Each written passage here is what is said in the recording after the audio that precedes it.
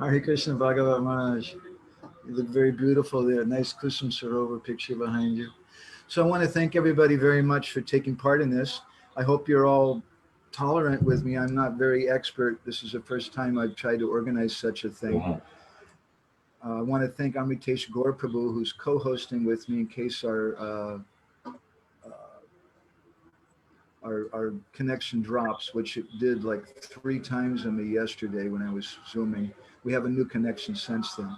So our program today, we just want to welcome everybody.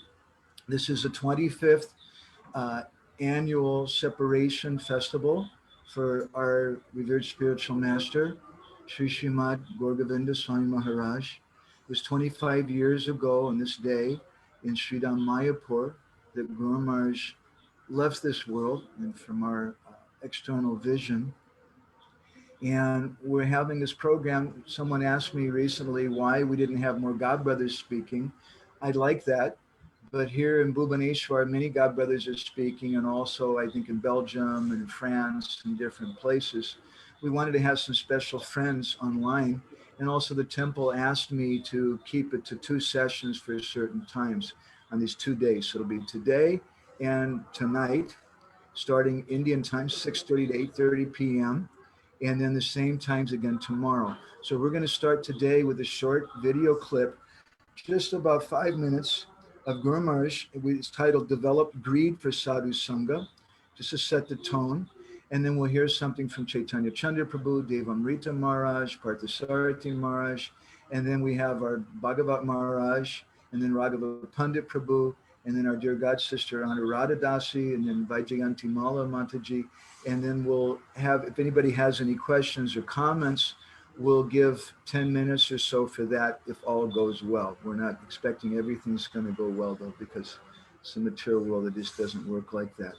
So I want to turn on this video now of Guru Maharaj.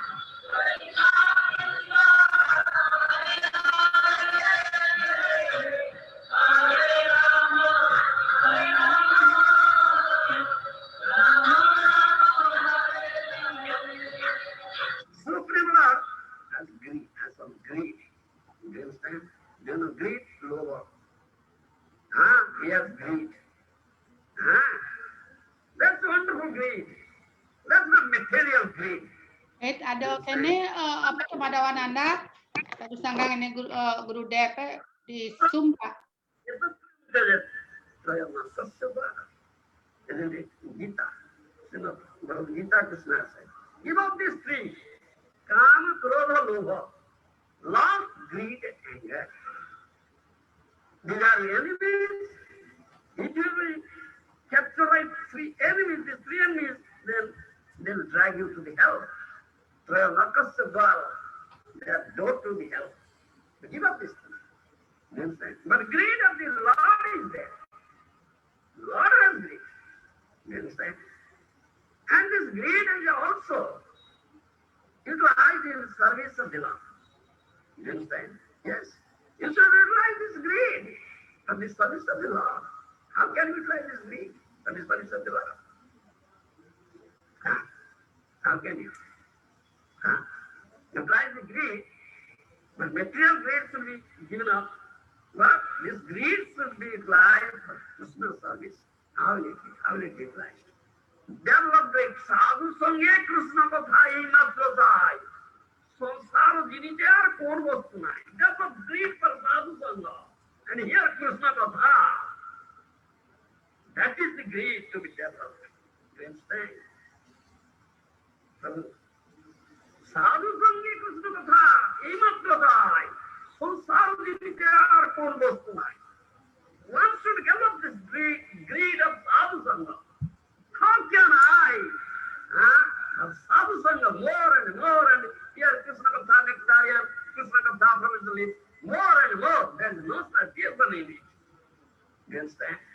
No satisfaction or trupti. Because next time, the more you take, the more you hanker after it. No satisfaction. You understand? And once you develop this greed, then you'll be able to conquer this Maya. So, no other thing is there to conquer this illusory world or illusion. Only to have Sadhu Sanga and hear Krishna Katha, nectarian Krishna Katha. Once you develop greed for it, you have to be greedy enough. You understand? Yes, this is utilization greed, the service of Krishna. Krishna has greed, therefore we have greed. Supreme Lord has greed, therefore we have greed. But Krishna has something we have. Because we are eternal part and parcel of the Supreme Lord. Isn't it? Mani Banso Jiva Manki, Jiva Vito Sanatana. Eternally we are part and parcel. Supreme Lord, what Supreme Lord has, we have. So he has greed, that we have greed. But that greed should be utilized for the service of humanity. All right, very good. You make advancement in the spiritual path. You understand? And if you misuse it, abuse it, and develop material greed, then it will drag to the hell. You understand?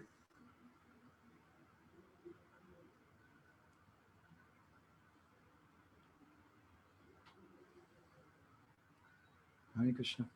Shri Gurudev Ki Jai. So now I'd like to welcome, although he's not physically present or even online present, but I'd like to welcome Chaitanya Chandra Prabhu, who is a very senior godbrother. He was Guru Maharaj's personal servant on a number of occasions, especially when Guru Maharaj would go to Australia. And on the urging of many senior devotees and many of his godbrothers, some years ago, Chaitanya Chandra Prabhu started accepting disciples. So we'd like to hear something from Chaitanya Chandra Prabhu. So please give him your ear and your eye. Please accept our humble obeisances. All glories to Srila Gurudev, all glories to Srila Prabhupada Maharaj. We'd like to start off by thanking Madhavananda Prabhu for giving us this opportunity to speak something about our beloved spiritual master, Sri Srimad Gour Govinda Swami Maharaj. As an unqualified disciple of Gurudev, how can I speak about him, he who is a Sat Bhakta and very dear to Sri Krishna? We have so many desires within our heart. We are always looking for dharma, artha, kama, moksha. So, how can we speak about someone who is totally free from these four purusharthas? Gurudev, out of his causeless mercy, gave me the responsibility of managing the temple, Krishna Bhagavan Temple, Bhubaneswar, and now also I am managing this Gadagiri temple. During his physical presence, I was getting so many troubles from many directions, and sometimes I was not able to tolerate this situation.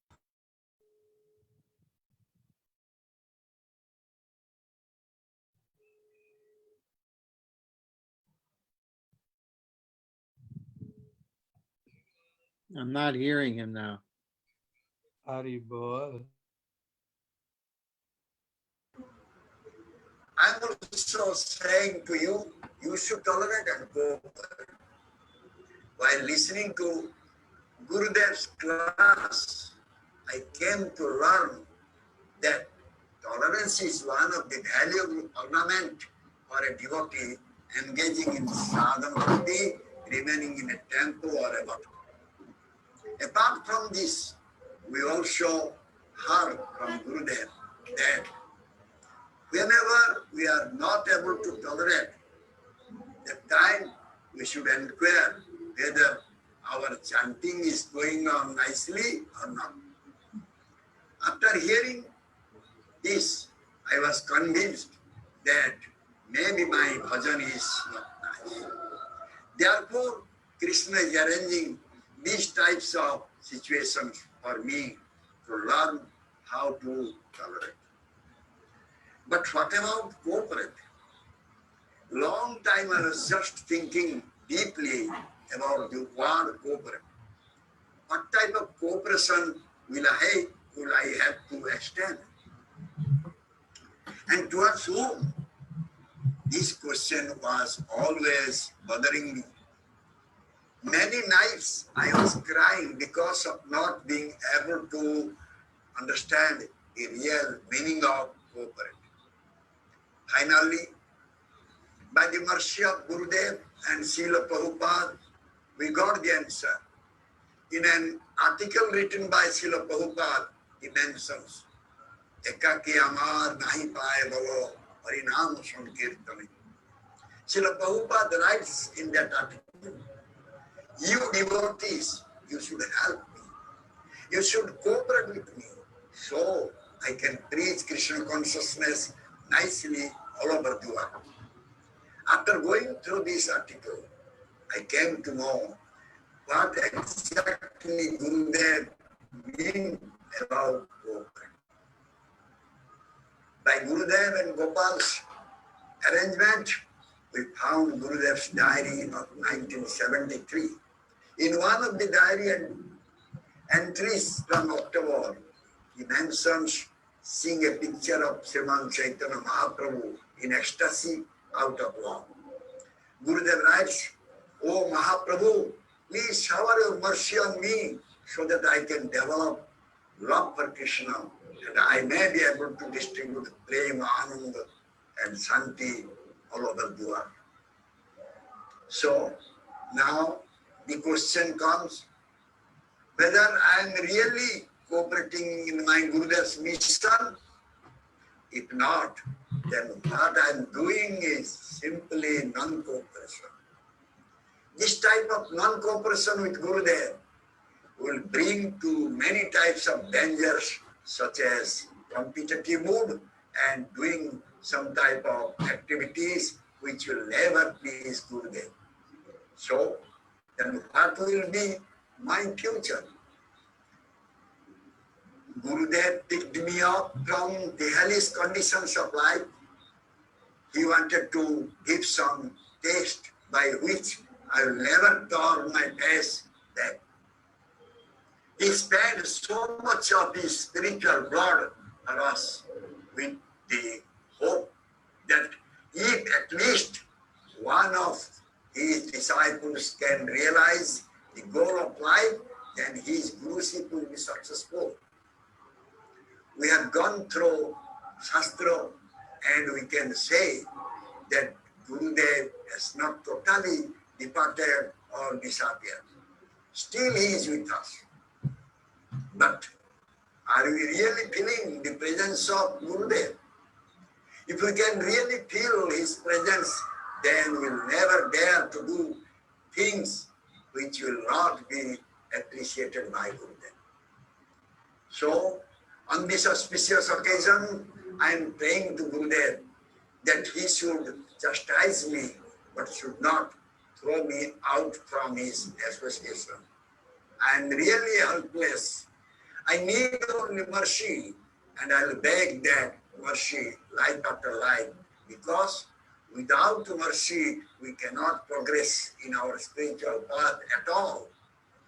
Gurudev is Antarjami. He knows our heart. Till now, we are still a very, very young child. Until now, we have not understood our responsibilities properly. So, we beg at the lotus feet of Gurudev to just take care of us. Jai Srila Gurudev Ki Jai. My pranams to Chaitanya Chandra Prabhu. I'm sorry he wasn't able to be with us live today, but he made that beautiful video. And I'd just like to offer a reflection or two before we go on to our next part of the program. Guru Maharaj used to tell us sometimes that when Srila Prabhupada came to Bhubaneswar in 1977 in February, that Prabhupada called him to his room, and Prabhupada pointed outside to all the devotees who were there. And Prabhupada told Guru Maharaj, he said, you should tolerate, cooperate. And that was something Guru Maharaj quite often commented on to us. And I was appreciating very much Chaitanya Chandra Prabhu's comments, because it's been a great difficulty for him.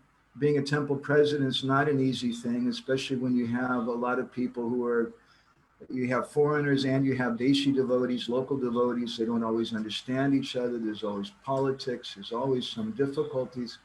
And Chaitanya Chandra Prabhu managed to tolerate and cooperate. And I also appreciate very much his comment about how we can feel Guru Maharaj's presence through that cooperation with the Sankirtan movement. And if we're conscious of Guru Maharaj's presence, then we won't do any nonsense activities. I was very much appreciating that. So although he's not with us right now, I want to thank Chaitanya Chandra Prabhu very much for taking the time to give us such a wonderful offering. Now we'd like to turn to His Holiness Devamrita Maharaj. Just a little introduction to him. You may know him. He's a disciple of Srila Prabhupada. He's a well-known scholar. I think he has a PhD from Yale, as I recall. He's a well-known writer and speaker. And I didn't really know that Maharaj had much of a connection with our Guru Maharaj until a few years ago, when Naranjan Maharaj and Guru Prasad Maharaj and Devamrita Maharaj requested us to take them around in Jagannath Puri on some parikrama. And I was a little taken aback and very uncomfortable when they asked me to give all the talks. It just was strange. I'm a very young devotee. And so we did that for like a week. And then at the end of the program, they were all speaking. And then at that time, I could understand why they asked us to do that. And Devamrita, all three of them mentioned how Guru Maharaj had invited them to come to Bhubaneswar and spend time with him, but they all lamented they weren't able to do that. And so they thought, well, at least we can go and hear from some so-called disciple of his and some of the same kata. So Devamrita Maharaj is a very thoughtful person. He's always encouraged us very much. And I'm very grateful that he took time to make this video for us, just 8 minutes. Om Vaijayanti Gyananjana Shalakaya Chakshur Militam Yena Tasmai Sri Guruve Namaha. Jai Sri Krishna Chaitanya Prabhu Nityananda Sri Advaita Gadadhar Srivasari Gaur Bhakta Vrinda. Hare Krishna, Krishna Krishna, Hare Hare, Hare Rama, Rama Rama, Hare Hare. Vanchakalpatarubhyascha kripa sindhubhyacha patitanam pavanebhyo vaishnavebhyo namo namah. I feel quite honored to be asked to speak something on the occasion of the Disappearance Day celebration of His Holiness Gour Govinda Maharaj. I've jotted down a few thoughts because generally disappearance days are not the easiest occasion for me to speak. But then again, any chance to glorify an exalted devotee should be acted upon.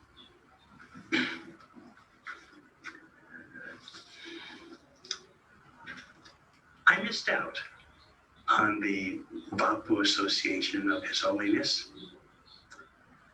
I was never present in the same region where he frequented.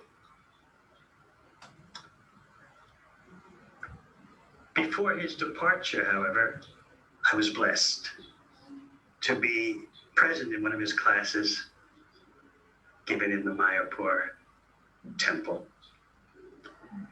And all I can say is that this singular experience, I only heard one class. This singular experience was phenomenal. And then shortly thereafter, Krishna withdrew Maharaj's physical association. The sequence of events left me quite perplexed for some time. Why did I have this powerful experience? And then immediately after that, Maharaj left our physical presence. So I lacked the Bapu Sanga that so many of you experienced. My only recourse was Sangha through the Vani. For that precious facility of Vani Sangha, I'm grateful and indebted to his disciples who have worked so industriously to ensure that ISKCON never forgets the awesome contribution of Srila Gour Govinda Swami.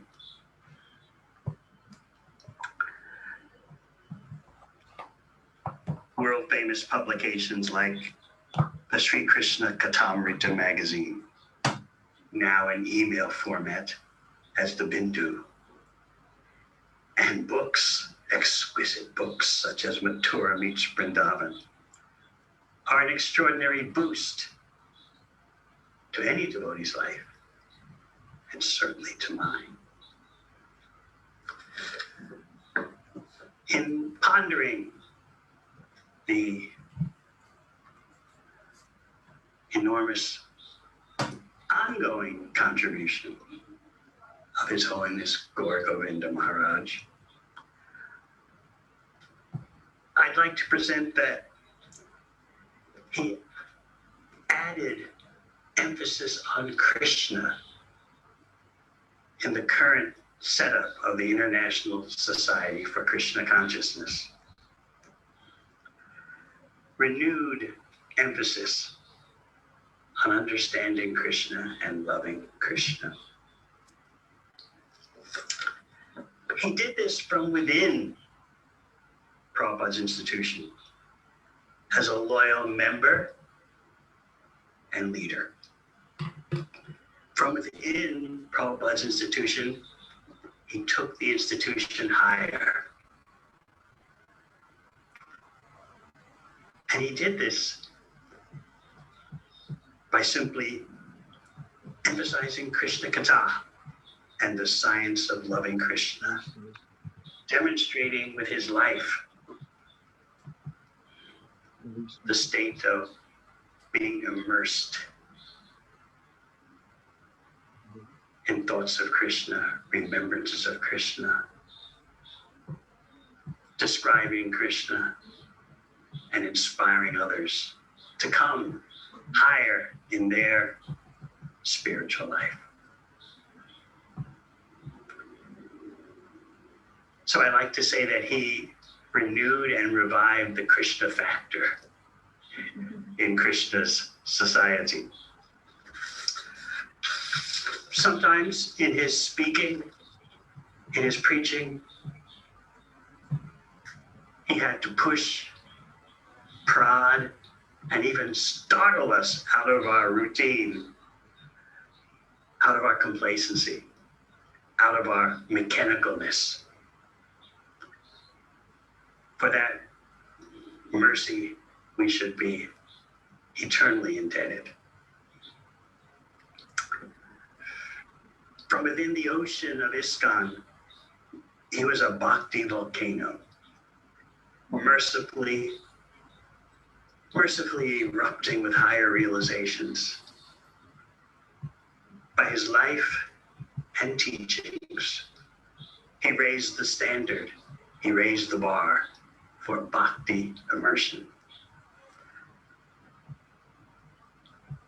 In conclusion, I thank his dedicated disciples for their holding high the banner of his Vani, the Vani of His Holiness Gour Govinda Maharaj, so that as the years go by, our attachment for him intensifies. Our realization of his extraordinary contribution increases with each passing year. I thank you all very much for giving me this opportunity. My obeisances to you all. Hare Krishna. Hare Krishna. So again, although he's not present with us live, I want to thank Devamrita Maharaja very much for taking the time to share his thoughts with us. It's a little startling for me in some ways that Guru Maharaj is such a powerful person that even devotees who had very little association, as Devamrita Maharaj mentioned, he only heard one lecture. But I know Devamrita Maharaj, some years ago, he was asking us for several Guru Maharaj's books, and he was writing back to me about the books with great appreciation and thoughtfulness. And not only that, but he started sharing those books with other devotees. So I'm very grateful to him for his encouragement and for sharing this right now. Okay. And now I'd like to turn to Partha Sarathi Maharaj, who is a disciple of Srila Prabhupada. Partha Sarathi Maharaj's preaching has been mainly in Africa, and he pioneered the tent programs there.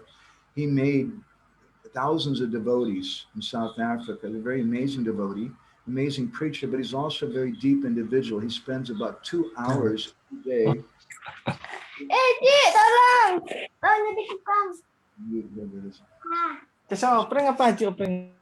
Spends about 2 hours a day, every day, just offering prayers to different Vaishnavas before he begins his japa.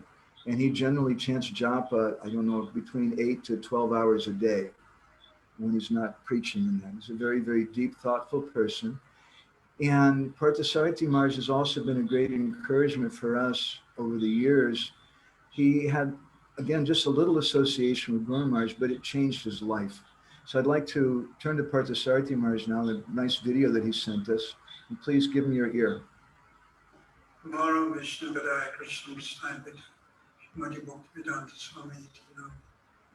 Saraswati. Gauravani Bajani Nevasesha Sanivadi Praskachati. Namaram Vishnu Vidaya Krishna Prasthai Vitali Srimati Srila Gour Govinda Maharaja. I've been asked, requested by Madhavananda Prabhu, my dear friend, to speak some words on Srila Gour Govinda Maharaj. I feel very honored. Daily I pray to Srila Gour Govinda Maharaj. He is my Siksha Guru. He was my god brother, but far more advanced than myself. I also repeat this prayer. Gopal Gadara Tadim Yakishina Gour Govinda Dasakandaram Dasarambaram. These prayers to Srila Gour Govinda Maharaj. As far as I can see, Srila Gour Govinda Maharaj is, and I say is because he still exists, the most advanced, spiritually advanced disciple of Srila Prabhupada. There are many advanced disciples of Srila Prabhupada, many nice grand disciples, but I really believe that Srila Gour Govinda Maharaj was in a different category, and this is clearly evident from his life, his realizations, his books, his behavior, and so forth. The main characteristic that enlivens me about Srila Gour Govinda Maharaj is that although he was so spiritually advanced, and I understand actually he was on Baba Bhakti, actually I think he's a Jivan Mukta Mahapurush and an eternal associate of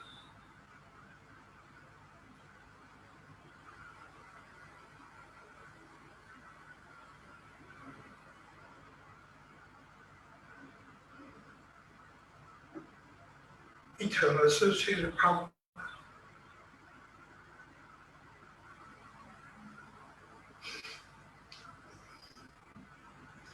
And he associated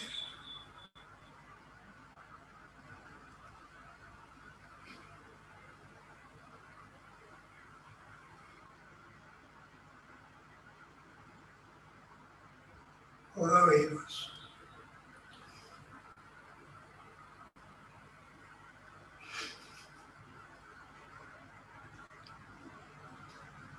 misunderstood, wasn't properly recognized, minimized.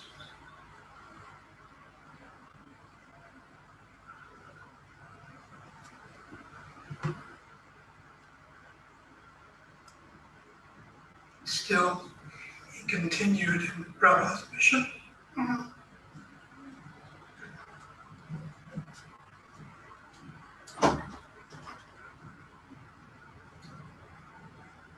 And this is his main thing, the whole reason why I pray to him, because although so advanced and clearly out of our league,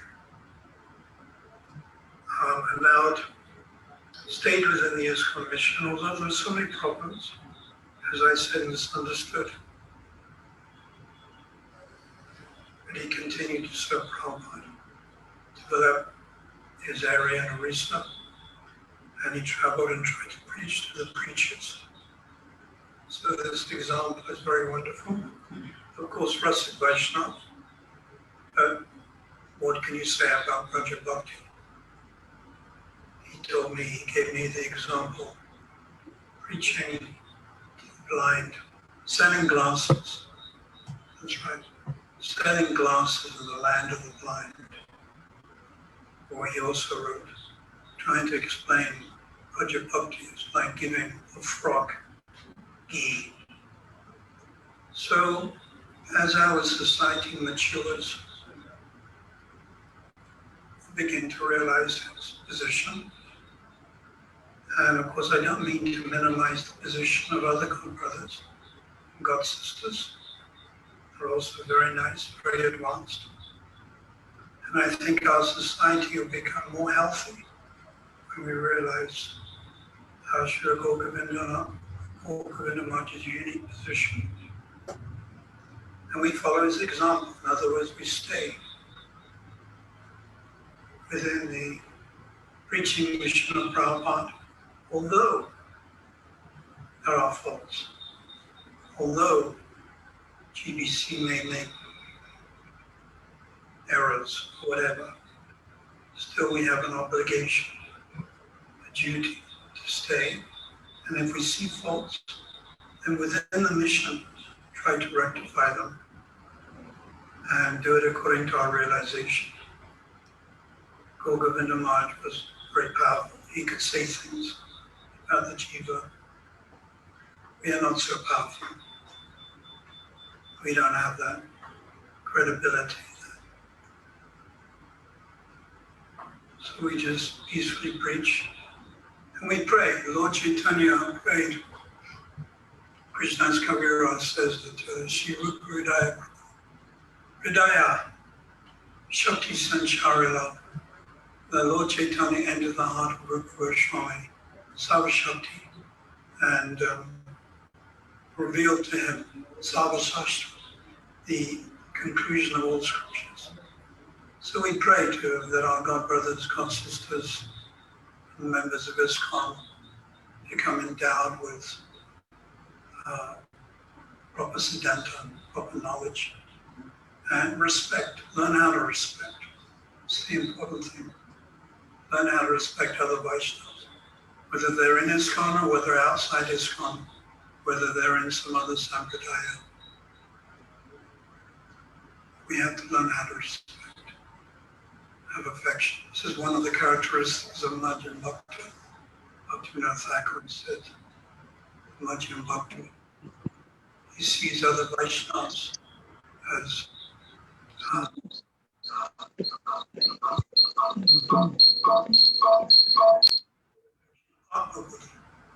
dearer than his own life. Tirtha Buddhi, as places of pilgrimage, walking, and Icha Buddhi, worship. Bhaktivinoda Thakur described this in chapter 8 of Jayavadana. So we have to learn how to respect the Vaishnavas. They may have different opinions. It's all right. They were all served according to their realizations.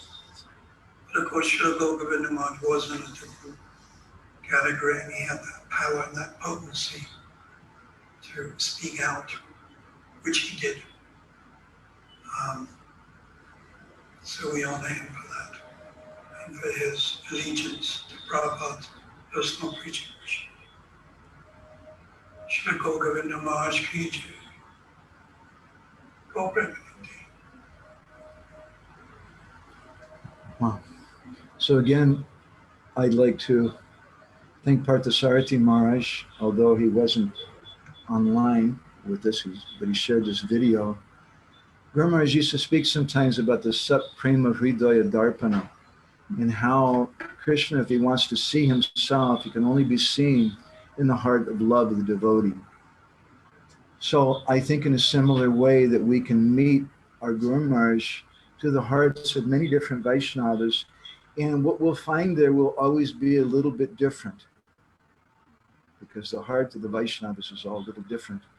I'd like to now ask one of my god uncles, is also an old friend, His Holiness Bhagavata Maharaja, B.V. Bhagavata Maharaja, if he could say something. Let me just say a few words of introduction to Bhagavata Maharaja. Many of you may already know him. If you don't, you should find out about him. He's a wonderful preacher. And he goes way, way back. He's a very senior disciple of Srila Prabhupada. And he traveled in India some with Prabhupada. Prabhupada told him to stay here in Bhubaneswar with our Guru Maharaj and be a co-president, co-temple president.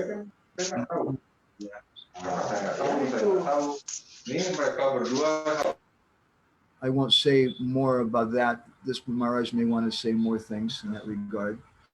But I will all just also add that I had the good fortune to be with Guru Maharaj on a few occasions, once in Atlanta, Georgia, and another occasion in Florida, in Alachua, when he met with Bhagavata Maharaj. And I could see it was a meeting of two hearts, a meeting of two good friends. Guru Maharaj considered him very close and loving. And thank you so much, Maharaj. I very much appreciate you with us today. Let's see here. So please share something with us, Maharaj.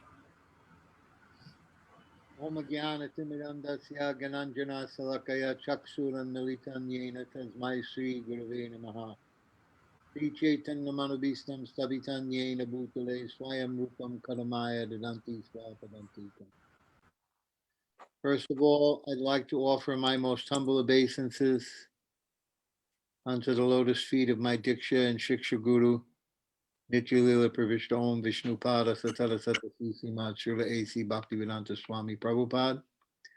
Then unto the lotus feet of my Shiksha and Sannyas Guru, Nityalila Pravishta Om Vishnupada Satara Satasi Srimad Srila Bhaktivedanta Narayan Goswami Maharaj.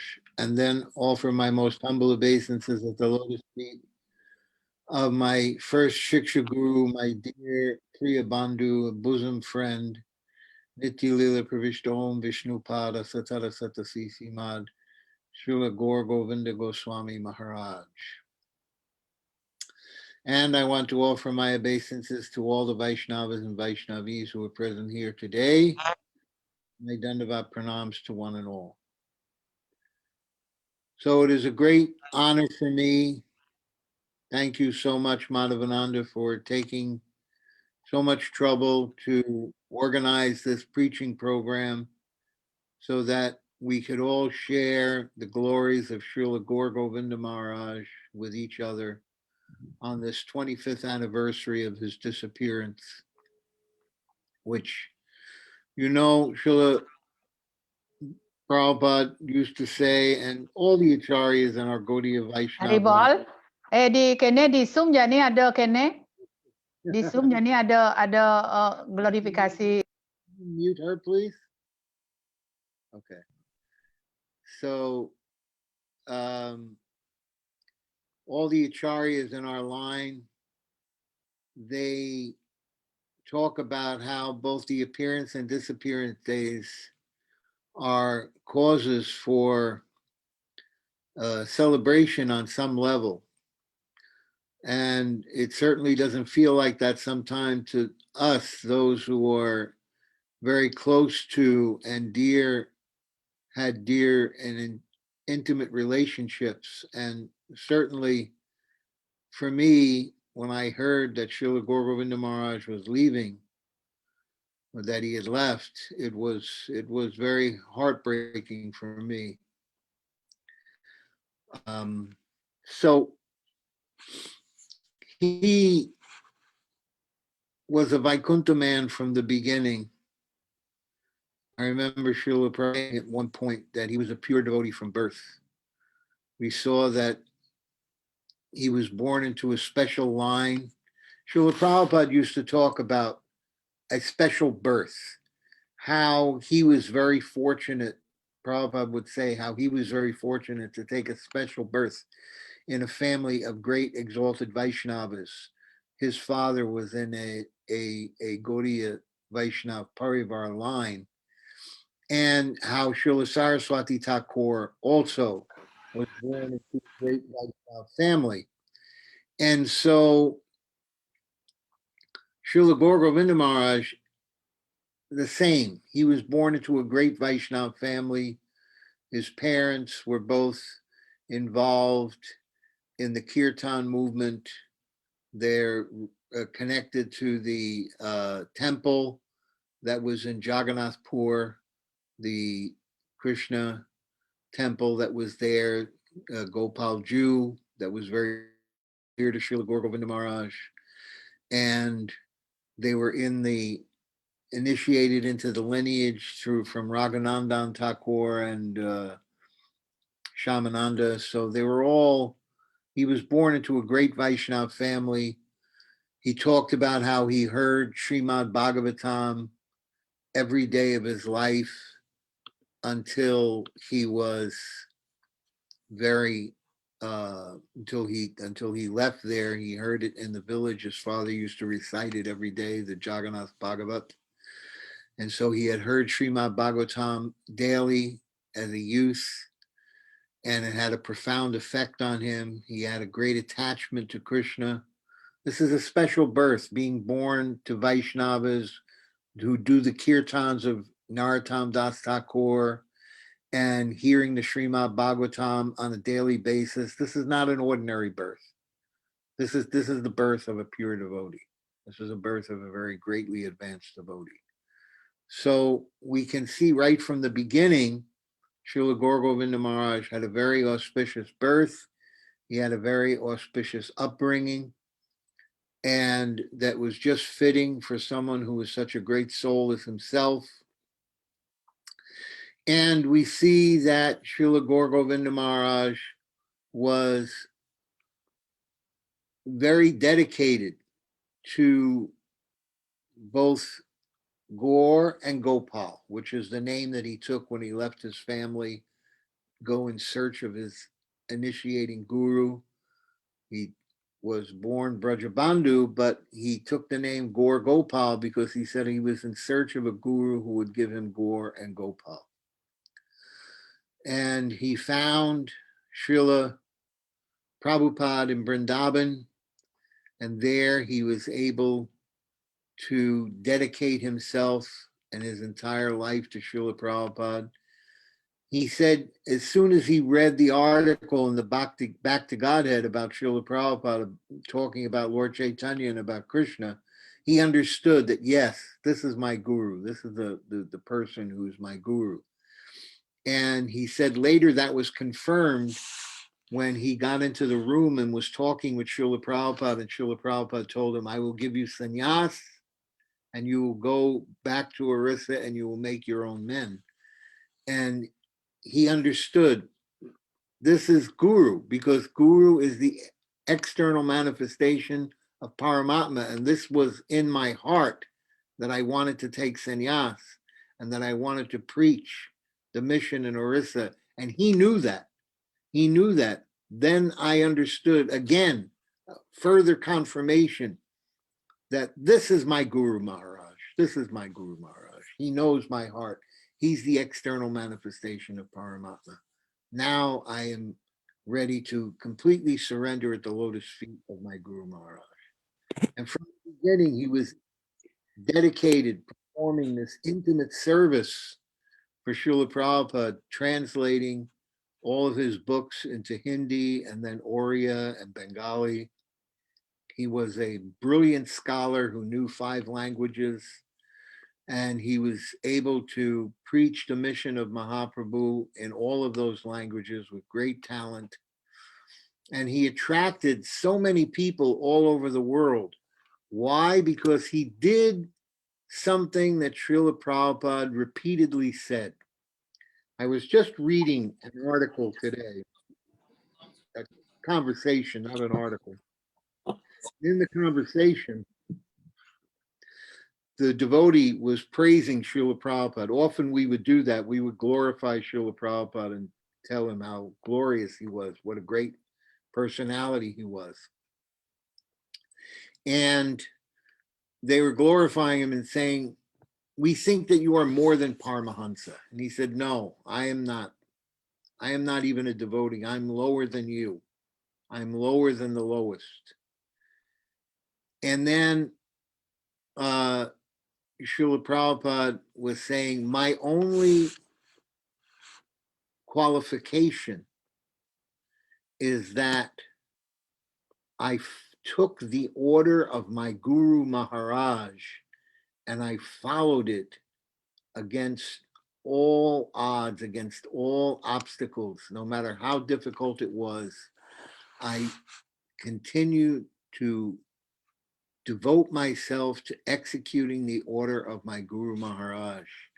And because I surrendered at the feet of my Guru and tried to fulfill the order which he gave me, and because I taught the message that he gave me the way he gave it to me, I didn't change anything. Prabhupada used to say over and over again, I didn't change the message. I just delivered the message as it is. As my Guru Maharaj gave it to me, I delivered it. So Srila Gour Govinda Maharaj exemplified all of these qualities of Srila Prabhupada. He stayed there in that mud hut for his entire devotional life. He sacrificed everything. He lived in conditions that no one else could live in. He was completely and totally devoted to the order of his Guru Maharaj to build that temple there, to make sure that that temple was constructed and that it fulfilled the orders of Srila Prabhupada. He was totally dedicated to translating those books and translating them as accurately as possible. He went through so many different difficulties trying to make sure that very carefully the message that Srila Prabhupada was giving in his books in English, that Srila Gour Govinda Maharaj was repeating that message in the Orisan language as Srila Prabhupada gave it to him. So he followed in Srila Prabhupada's footsteps in that he took a very auspicious birth. He grew up in Vaishnava association. He sought out a pure devotee guru. He surrendered to that guru and he fulfilled the order of the guru against all obstacles and difficulties. And he delivered the message of the guru as the guru gave it to him. And this, every single qualification that ornamented Srila Prabhupada's transcendental personality, ornamented the transcendental personality of Srila Gour Govinda Maharaj. And this is why he was such an exalted devotee, such an extraordinary personality. So we are very fortunate today that we can hear about the glories of Srila Gour Govinda Maharaj. he also did something very special. With all due deference to Devamrita Swami, Srila Gour Govinda Maharaj helped us to understand not just Krishna, but Krishna's Shakti, his eternal consort, Srimati Radhika. Srila Gour Govinda Maharaj introduced us to the understanding that it was Radhika that is the supreme, that Radhika was the greatest personality, and that Mahaprabhu came to find the mood of Radhika.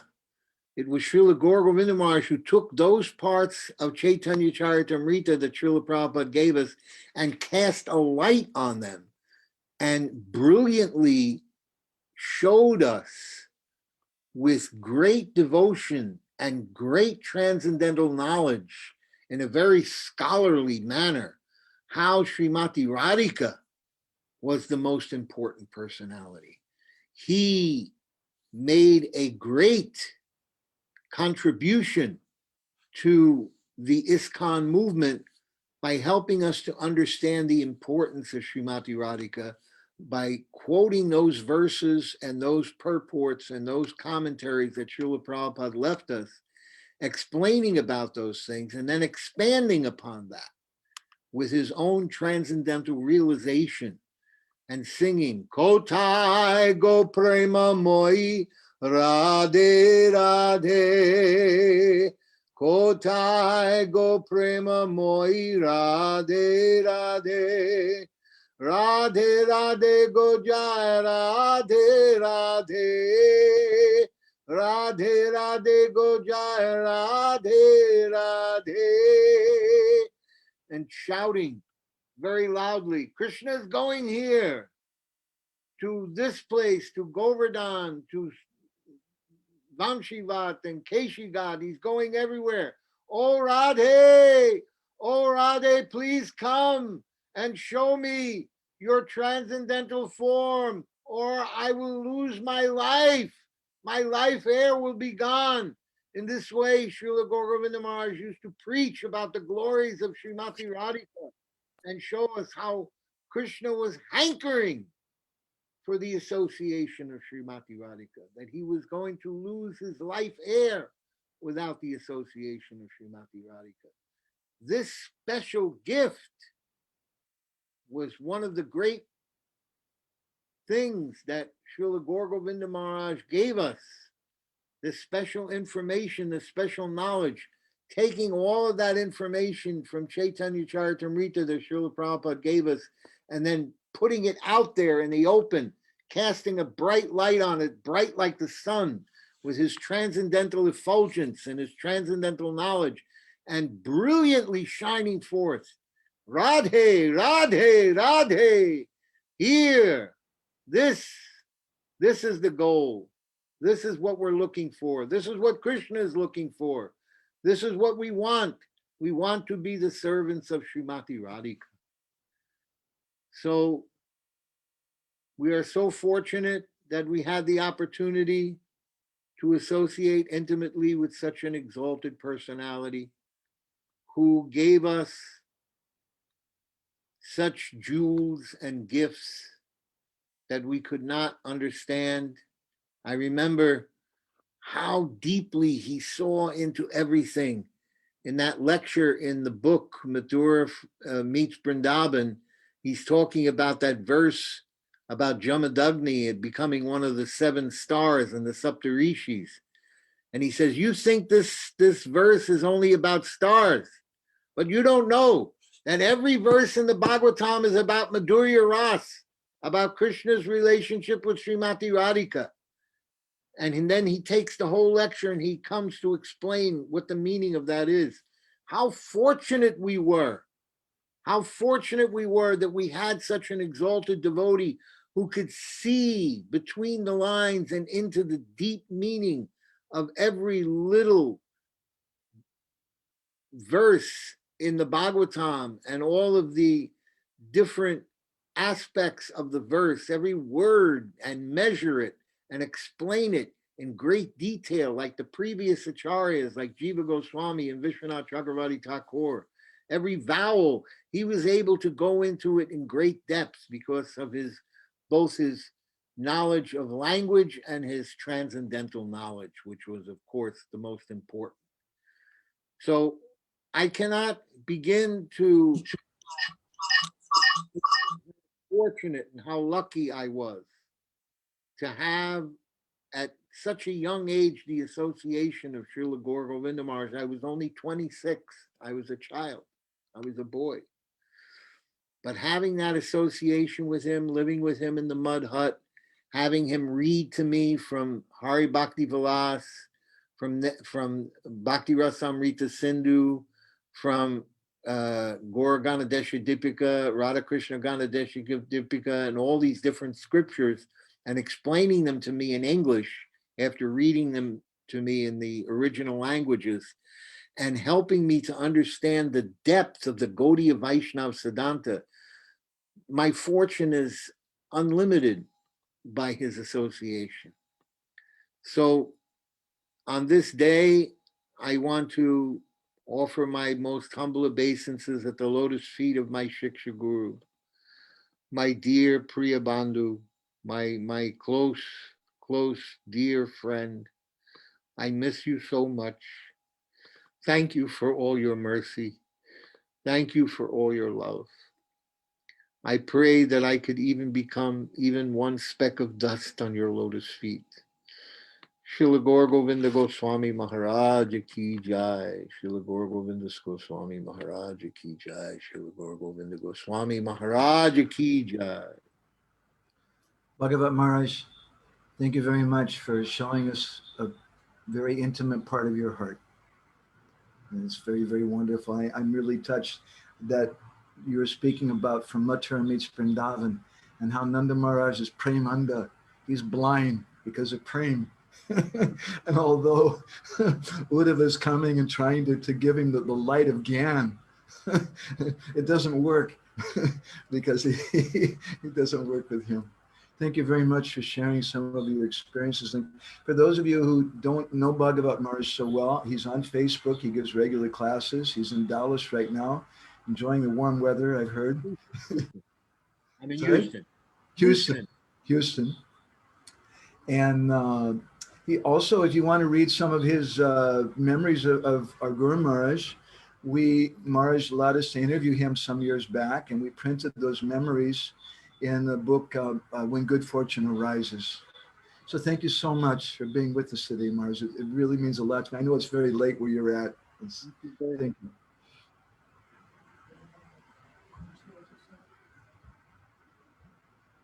I said, thank you for the opportunity. I wouldn't have missed it. And I'm going to ask to beg your pardon because it's 11 p.m. now. And Yeah. Okay. Thank you very much, Maharaj. Hare Krishna. So now we have another very special devotee that we want to ask to speak something. It's an old dear friend, Raghava Pandit Prabhu, and it's also very late for him. So I don't want to spend too much time speaking about him, but I just want to say a few words. Raghava joined at a very young age. He's a very beautiful, handsome person. He's still beautiful and handsome. He's just got a few more gray hairs now. But I'm staying right now in the Bhuvaneshwar Temple guest house. We'll put these pictures up behind us. And I'm just a couple rooms away from where Raghava used to do his work. And he was the first person to start transcribing and making books of Guru Maharaj. And he made 4 or 5 different books, including the most famous, Embankment of Separation. And I saw his very intimate relationship with Guru Maharaj. And I saw how he was ready to do anything for Guru Maharaj. He was going to a place we know as hell. The other word for it is Singapore. And there he was going out and collecting and staying in a terrible, terrible place for the temple. And he contributed so much to this temple. And I think also you helped, you and Gokul, I think you paid for Guru Maharaj's car. Is that right, Raghava? Yeah. The car is still here today. They're looking at it. They have like a special little like temple they made just for that car. So when I'm looking at that, I was remembering you and all the devotees here. Thank you so much for being with us today, Prabhuji. I'll stop. Please share a few words with us about Guru Maharaj. Oh, thank you very much. Well, it's a real honor to be here and have an opportunity to share, a couple of thoughts and to hear about our Guru Maharaj. Panchakalpatrubhisya kripasinubhya vistapatitanam pavanebhyo vaishnavebhyo namo namah. Om Jnana Timarandasya Jnananjana Salakaya Chaksurunamilitam Yena Tasmai Sri Gurave Namaha. Namo Om Vishnu Padaya Krishna Pristaya Bhutale Srimati Gour Govinda Goswami Niti Namine. Before I start, I would like to give my Puspanjali to and Dandavat pranams at the lotus feet of my beloved Gurudev Srila Gour Govinda Maharaj, and also to the lotus feet of my beloved Shiksha Gurudev Srila Bhaktivedanta Narayan Goswami Maharaj, and my equal Sastanga Dandavat pranams at the lotus feet of Srila Prabhupada A.C. Bhaktivedanta Swami, Srila Prabhupada, and also at the lotus feet of Srila Bhakti Pragyana Keshav Goswami Maharaj, whose Vyasa Puja, his appearance day, we're celebrating today or perhaps tomorrow. It's a very interesting connection and very important connection with our Srila Prabhupada. And so I want to honor those great personalities who have paved the way for us to come into contact with the beautiful path of that Lord Chaitanya Mahaprabhu has made available for us through the chanting of the Hare Krishna Maha Mantra. And that's how I got to know all of you as well. I don't know if we would have met in any other circumstances other than the circumstances that we were given. So I'm extremely grateful for that. On this day, and I wrote down a couple of notes. It's a short period of time that we're trying to jam in as much as we can for the pleasure of the Vaishnavas, for the pleasure of my Gurudev, for the pleasure of our Guru Parampara. And my Dandavat pranams also to you, Bhagavata Maharaja. Thank you so much for being here, and to all the devotees that are here, Vaishnavas and Vaishnavis, and to Madhavananda Prabhu and others for making this available and making this possible. I know how stressful it can be to organize online events, etc., and so forth. So, but I wanted to just think on this, day of the disappearance of our, dear Srila Gurudev, who is the Gauda Priyajana, who is a very dear devotee of Gauranga Mahaprabhu, and who has given up this material existence to join his beloved Gopal in his seva. And it gives us an opportunity to remember, to speak about, and to hear about his wonderful qualities, his legacy, his achievements, his qualities, his characteristics and ornaments, which is really for our purification, for our benefit, that we should hear about and speak about the wonderful Vaishnavas. The Vaishnavas are our life and soul. I saw the Madhukar Prabhu shared a wonderful verse from one of the songs of Srila Narottam Das Thakur, Vaishnavare Paladhuli, Tahe Mora Snana Keli, Tarpan Mora Vaishnavare Nam, that my bath is in the dust of the lotus feet of the Vaishnavas, and my satiation, my fulfillment is in the names of the Vaishnavas. The Vaishnavas are Punya Sloka. They are as good as, to speak about the Vaishnavas is as good as speaking about Krishna. The name of the Vaishnavas are as good as the name of Krishna. So it's a very unique opportunity that we're given. We're aspiring Vaishnavas, we're devotees, we're trying our best to come up to the levels that are being described and prescribed for us by our Guru Varga. And so we are very fortunate. Like, how many people have this kind of opportunity in this world? People are confused, people are frustrated, people are desperate, people are ignorant, people are in illusion, and here we are being welcomed into this wonderful movement of Lord Chaitanya Mahaprabhu. So that always fills my heart with immense gratitude and appreciation. That is not a given. That is not a given. There's nothing that we did. This is all given to us. It's all made available to us. And so I always wonder, and I'm always surprised in how amazing it is to be given such an opportunity. So I'm very grateful for that. On this day, and I think the video that Madhavananda shared with us, that the Guru is always present, or I forget the exact title, or there wasn't the Greek for Sadhu Sanga, I forget, sorry, I'm mixing it up now. But in any case, they're both wonderful topics. But on the disappearance day of our Guru Maharaj's Gurudev, Srila Prabhupada Ji Maharaj, he would always say that he could never utter the Nitya Lila. He could never say that his Gurudev had actually departed and gone away and disappeared. He says, because my Gurudev is always here. He's always in my vision.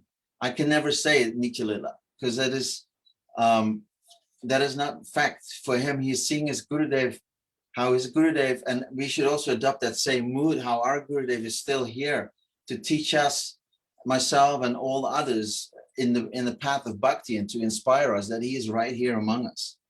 So this is not some like concept, but this is really a vision that we must develop, that we must adopt, that we must learn from our Guru Varga. How have they continued to serve their Guru Varga in their, you know, sort of mortal absence, right? So this is a great inspiration. So we have to adopt this mood, how he's still nourishing us, his sons, his daughters, his disciples, and not only his direct disciples, but he is still nourishing any Vaishnava, anyone who's crying in from the core of their hearts, to crying out to Krishna, to Srila Prabhupada, to our Guru Varga for guidance, for inspiration, for bhakti support. And he's there for them. He will appear before them. And we're getting messages almost daily from people that are hearing about Guru Maharaj for the first time ever. They're young devotees or some older devotees. And they're asking about Guru Maharaj and where can I find more information?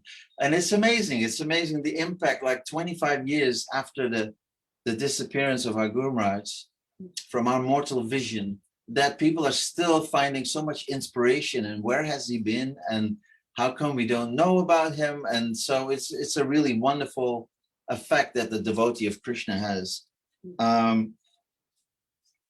So I was just going to say that this is not only true inside of ISKCON, of course, which is the main institution, or the institution where our Srila Gurudev served his Gurudev, but this is also true outside of the boundaries of the ISKCON society, the International Society for Krishna Consciousness. Like in so many temples, in so many mats all over the world, our Gurudev is being glorified on his appearance day and his disappearance day. And this, whatever opinion you may have about all these things, but this to me is like wonderful, to see our Gurudev being glorified by so many devotees that have no direct connection with him, but just are in awe of his character, of his devotion, his Guru Nishtha. They are, finding inspiration from his teachings, from his lectures, his books, his tapes, his videos, like whomever is helping to distribute and to continue the distribution and the availability of his shiksha, of his life teachings is our friend, no matter what, I don't care even what clothes you wear or what, whatever you like, this to me is the only thing. Like Madhukar Prabhu this morning was saying something very, very beautiful, that even a dog that has served our Gurudev or has been in the association is worthy of our respect. What to speak of those who have with intention and with surrender, tried their best to render some service to the lotus feet of our Gurudev. They are our heart and soul. This is very, very important. I'm trying to cultivate this mood in my own heart, to always see the essence of what the devotees are trying to do in order to distribute our Gurudev's teachings, to uphold his legacy and with dignity and prestige, etc. This is very wonderful. And I want to thank also Bhagavata Maharaja for sharing so much today, but also any day when Maharaj has an opportunity to speak. It fills my heart with joy when he mentions even a line or a paragraph or whatever you give him. He will fill it up with glories of the Vaishnavas, including our Gurudev. It always fills my heart with so much joy. You have no idea.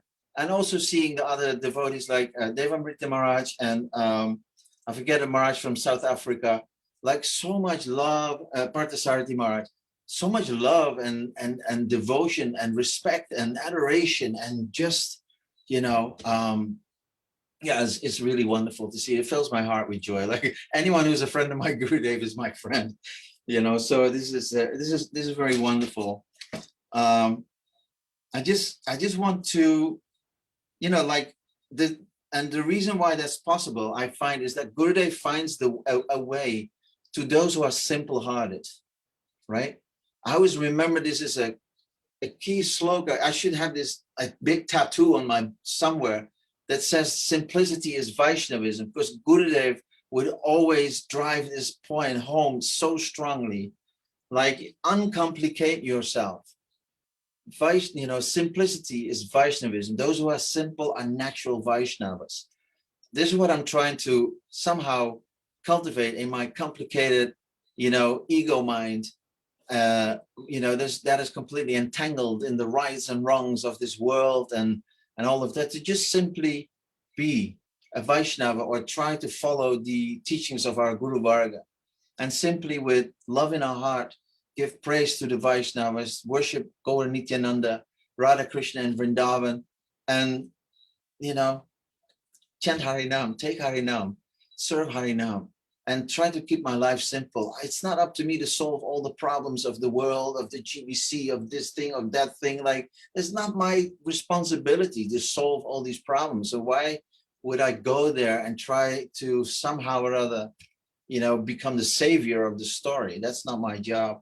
My job, I feel, I hope I got this right, is to just, cultivate simplicity in my heart and become a Vaishnav, maybe in some future life.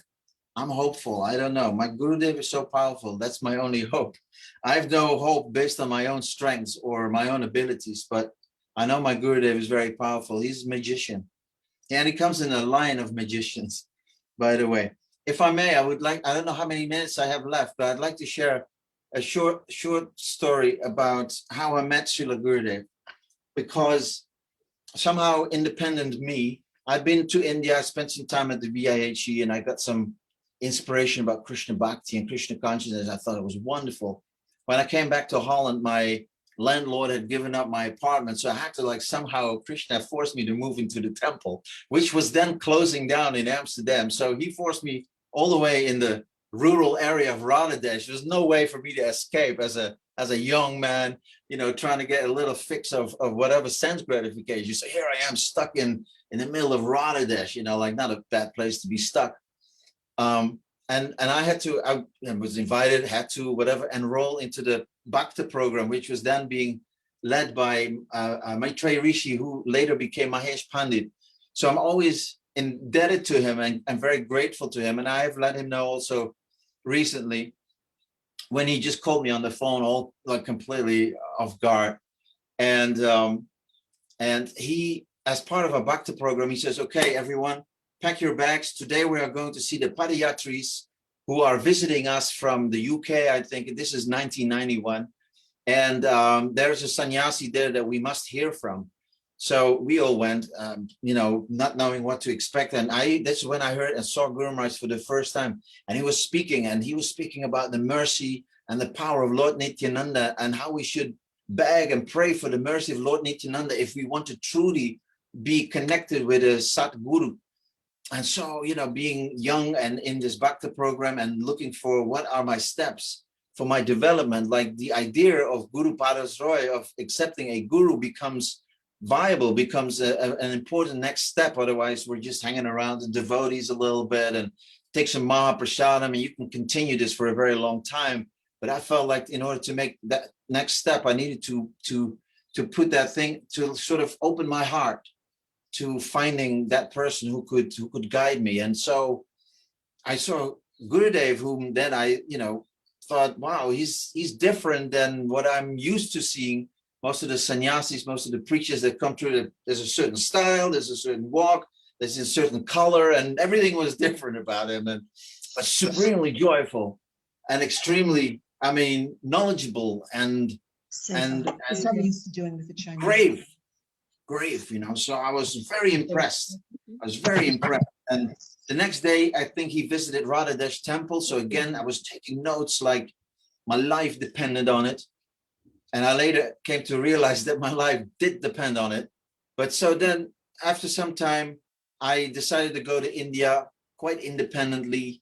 And I went to the VIHE courses in Vrindavan for Kartik. And then later on, I moved to Mayapur. And I was having a samosa one night, sounds very interesting, at the restaurant. And this devotee comes sit next to me. He said, man, I just been to a really nice darshan.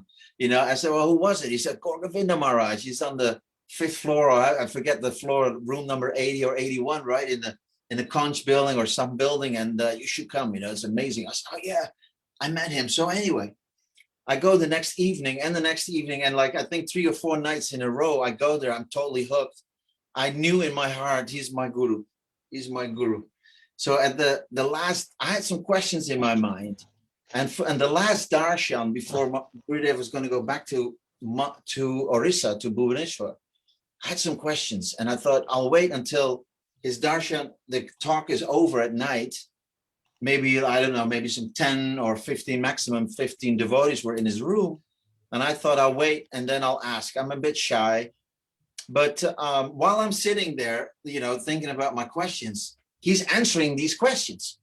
So I'm like, wow, this is pretty far out. And then at the end of his darshan, he looks me right in the eye and he says, so are all questions answered? I was like, Haribol, you know, like, yes.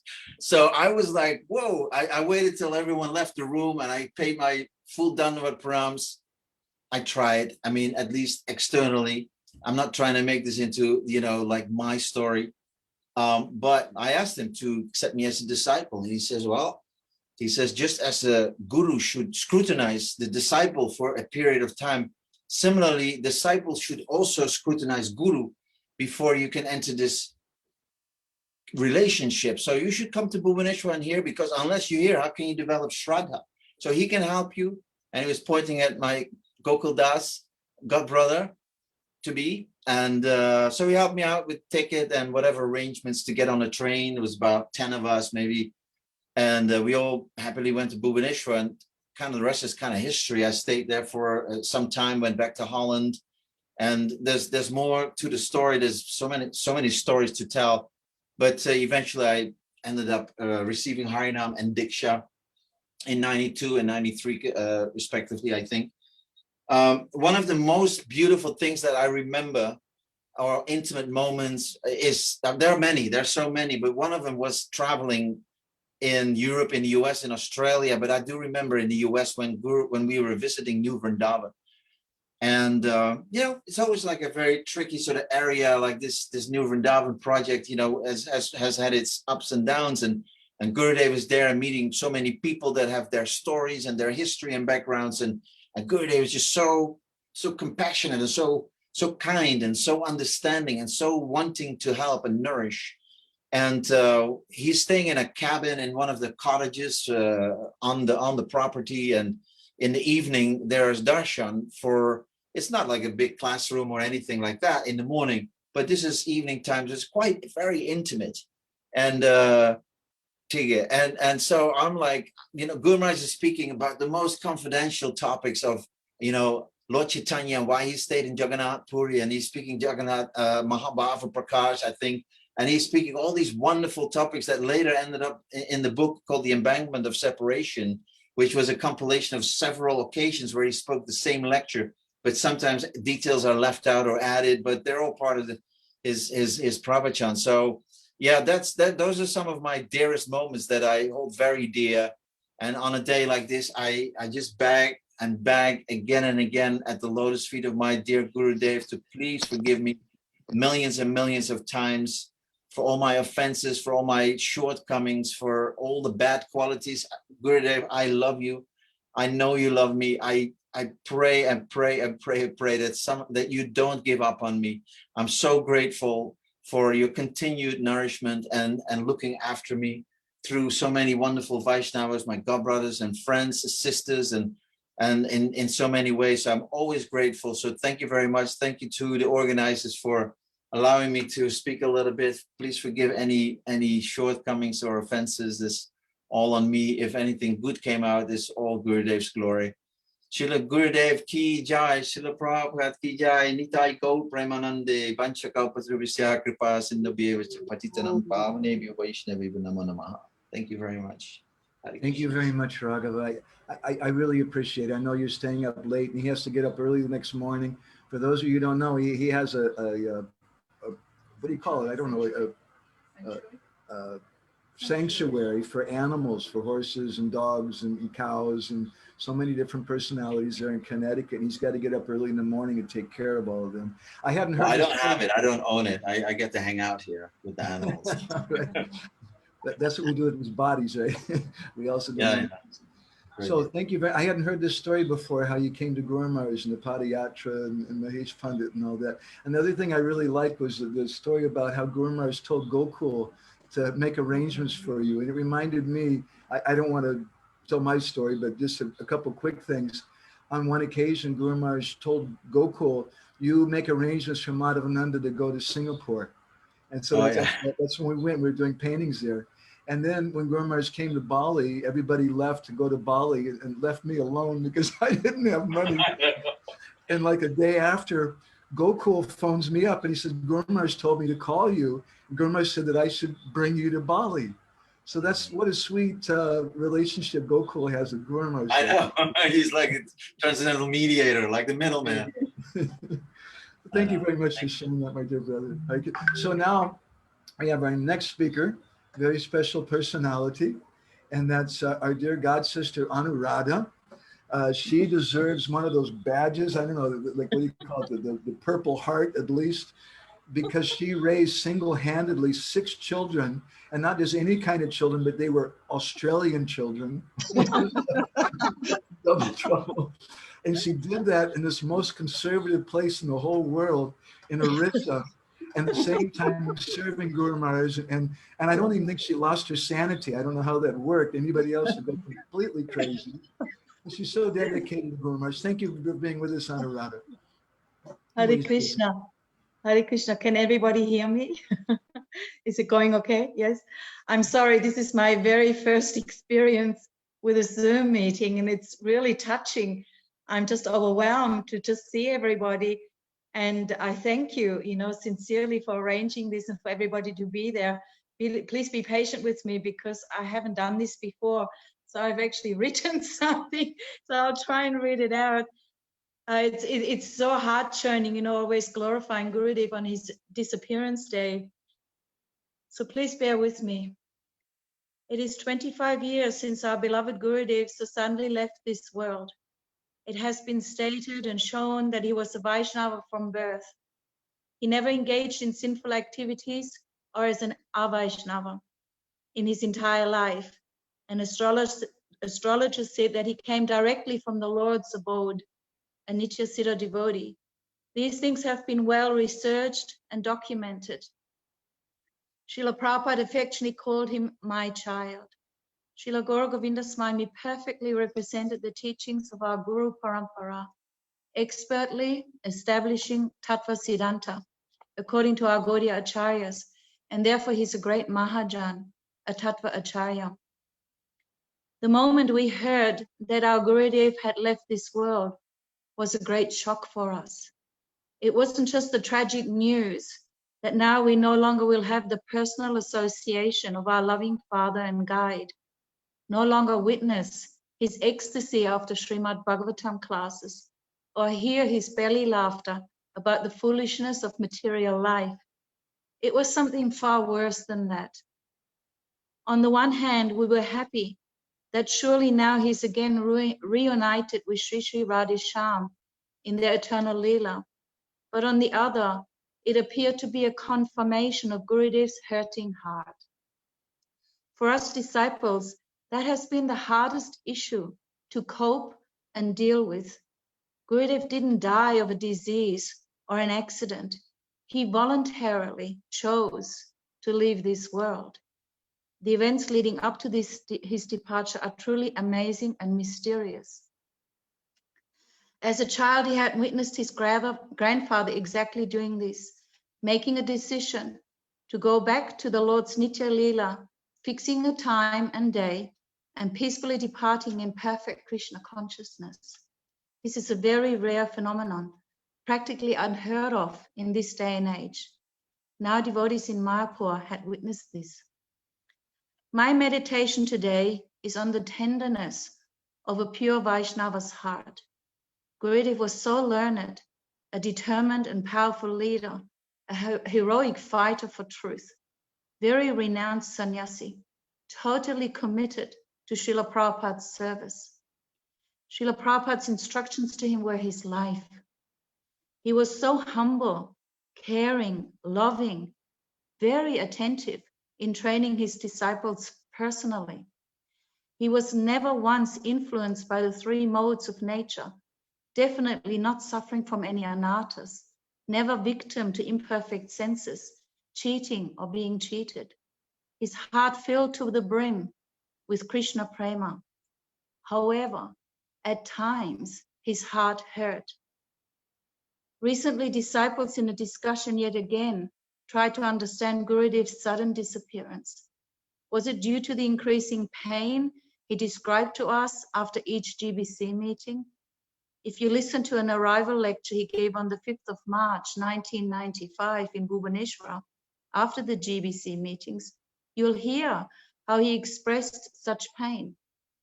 At that time, in regards to the Jiva issue, philosophical decisions were being made by the GBC according to majority votes, rather than by carefully studying Srila Prabhupada's books and the teachings of our predecessor acharyas. Gurudev was very worried. He had heard that it was being said that Gour Govinda Swami is against the GBC. He said there was a sword hanging over his head. His heart hurt. And this was practically impossible for us disciples to deal with. Or was it due to the misbehavior of some disciples, or simply Krishna's will? It is not possible to know the heart of a pure Vaishnava. Only he can choose to reveal himself to a deserving surrendered soul. Only a month later, after this arrival lecture, in the beginning of April 1995 in Bhubaneswar, a godbrother expressed some doubt about Gurudev's position. Maybe he could fall down like so many others before. Gurudev was so upset. His heart hurt. He even wanted to reject this disciple. But we managed to placate Gurudev and beg forgiveness, knowing full well that we're all in fact unqualified disciples, capable of vomiting and passing stool on our Father's lap. At the time, however, my heart went out to Gurudev, and I spontaneously wrote a letter to him. I expressed how I was so sorry that he had to deal with renegade disciples like us, that he actually deserved to have the association of illustrious pure devotees as depicted, for example, in Bhaktivinoda Thakur's Jaivadharma. I didn't expect a reply. I just knew his heart was hurting. However, a few days later, Gurudev gave me a letter through his servant, dated on the 5th of April 1995. In there, amongst other things, he said, "Thank you for your letter handed to me here in Bhubaneswar, dated on the 2nd of the 4th, 1995. I've read your letter carefully and noted the contents. I'm very happy to have your letter and you set up an example." So this reply confirmed to me that somehow or other I was on the right track. A devotee's heart is very tender. They may be transcendental to this nasty material world, but their heart can pain. For me, this somewhat connects with what would be his last diary entry only a year later on Friday, the 8th, February 1996. He wrote, "Prabhu Gopal, please give mercy. Make Krishna Prema and Bhakti available to this servant. Please make available a proper group of devotees, friends, comrades, and associates. Allow this servant to be successful in the service of Sri Sri Guru and Gauranga." And 25 years later, we still ponder on his sudden disappearance. It happened. It's in the past. What did we learn? When Krishna suddenly disappeared during the Rasa dance, we read the following statement in Kavi Kanapura's Ananda Brindavan Champu. Krishna spoke in a tricky way with the gopis in order to solve a difficult problem. He wanted to create unity among the opposing parties of Radha and Chandravali so that everyone could fully taste the rasa.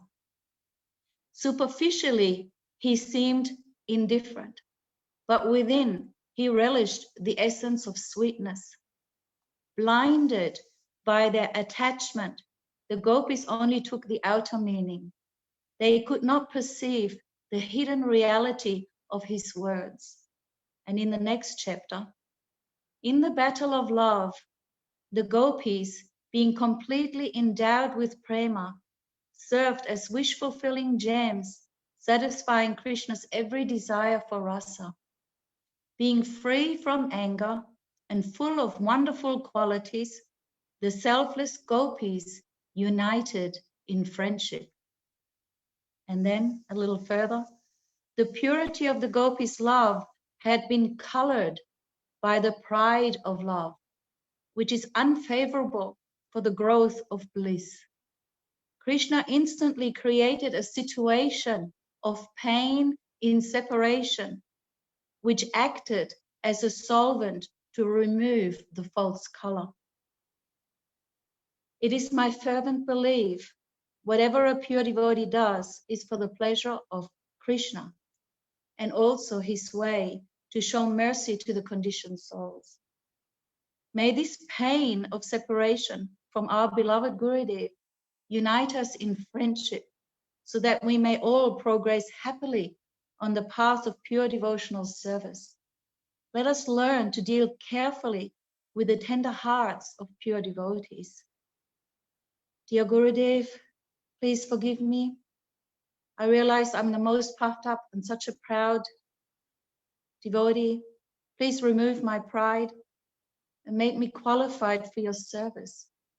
Let this pain of separation increase and be the means to purify me. Your lowly crow, Anuradha Dasi. Thank you very much, dear devotees. Hare Krishna. Hare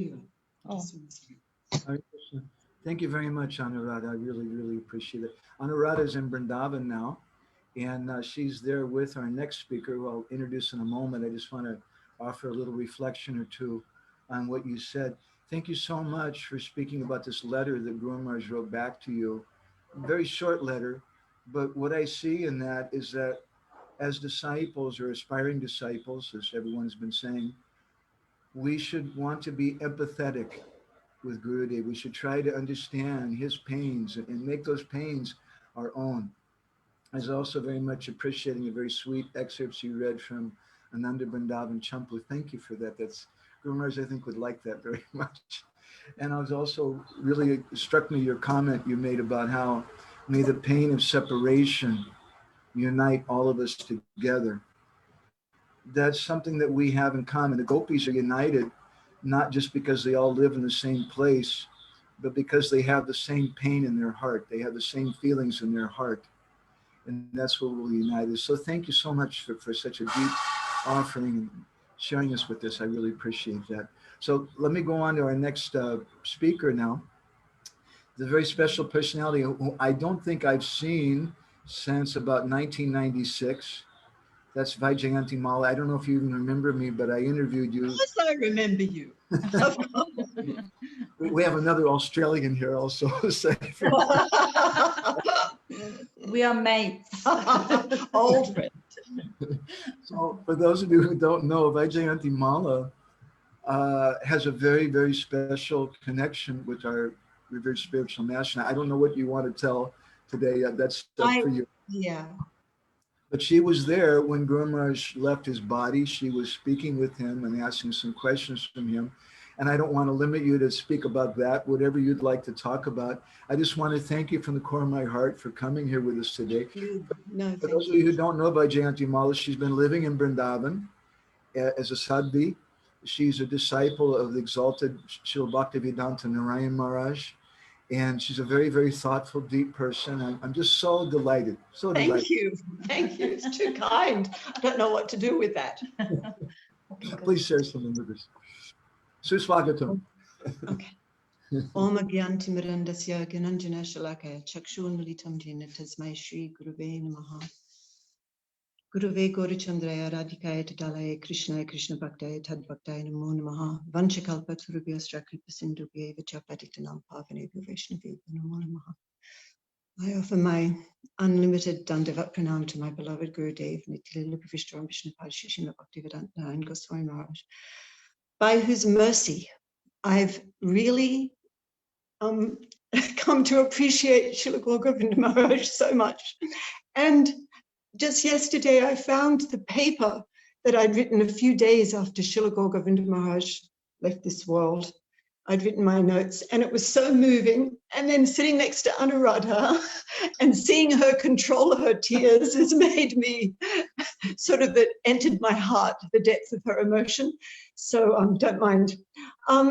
I felt that while my nature is actually more to talk the way Sripad Bhagavata Maharaj, that was amazing, you know, to discuss the Tattva Siddhanta of Srila Gour Govinda Maharaj and what he gave. Words can't describe, you know, this is such a beautiful glorification, and I could do that, but for some reason I felt that it was appropriate, because I've never done this before, only a couple of times, to actually describe what happened when he left this world. So I'm offering my millions of obeisances at the lotus feet of Srila Gour Govinda Maharaj, who gave me great mercy, not just in this final disappearance pastime, but from when I met him also. Sorry, I'm going to try and collect myself a bit. So Chandrika and I, Chandrika Dasi is a disciple of Srila Prabhupada. We're in Mayapur for the GBC meetings. We're both working in the Vrindavan Gurukula, and we had to go there for some related meetings, Gurukul related meetings. And the meetings were on the 4th floor of the Conch building. Srila Gour Govinda Maharaj's room was also on the 4th floor because it was not possible for him to go up and down the stairs on this day. Generally, you know, he couldn't walk. So they arranged it so that he could easily attend the GPC meetings, and he was in our meetings. And I noticed that when, you know, when he came into the meeting that day, it was the day of Srila Prabhupada Saraswati Thakur's appearance. And Chandrika and I had been to to the Samadhi, his Samadhi, and prayed. And it was such a beautiful, it was a potent day. And we were really feeling a lot of mercy coming. It felt so natural to sit at the feet of Srila Saraswati Thakur and beg for his mercy and pray. And everything we did in that Mutt compound, Radhakund, Govardhan Parikrama, you know, Archaman at Radhakund and Shamakund and Srila Gokashodas Babaji Maharaj, so everything was full of potency. And then we had to attend the meetings, and Srila Gour Govinda Maharaj came in and sweetly smiled at us. And but Chandrika had never met him. She really wanted to meet him. And I had met him when he came to Australia in 1990. And so, you know, I was resting that afternoon after the meetings. Oh, one thing I noticed in the meetings, while the people there may not have understood or appreciated the glories of Srila Gour Govinda Maharaj, I noted and even opposed him.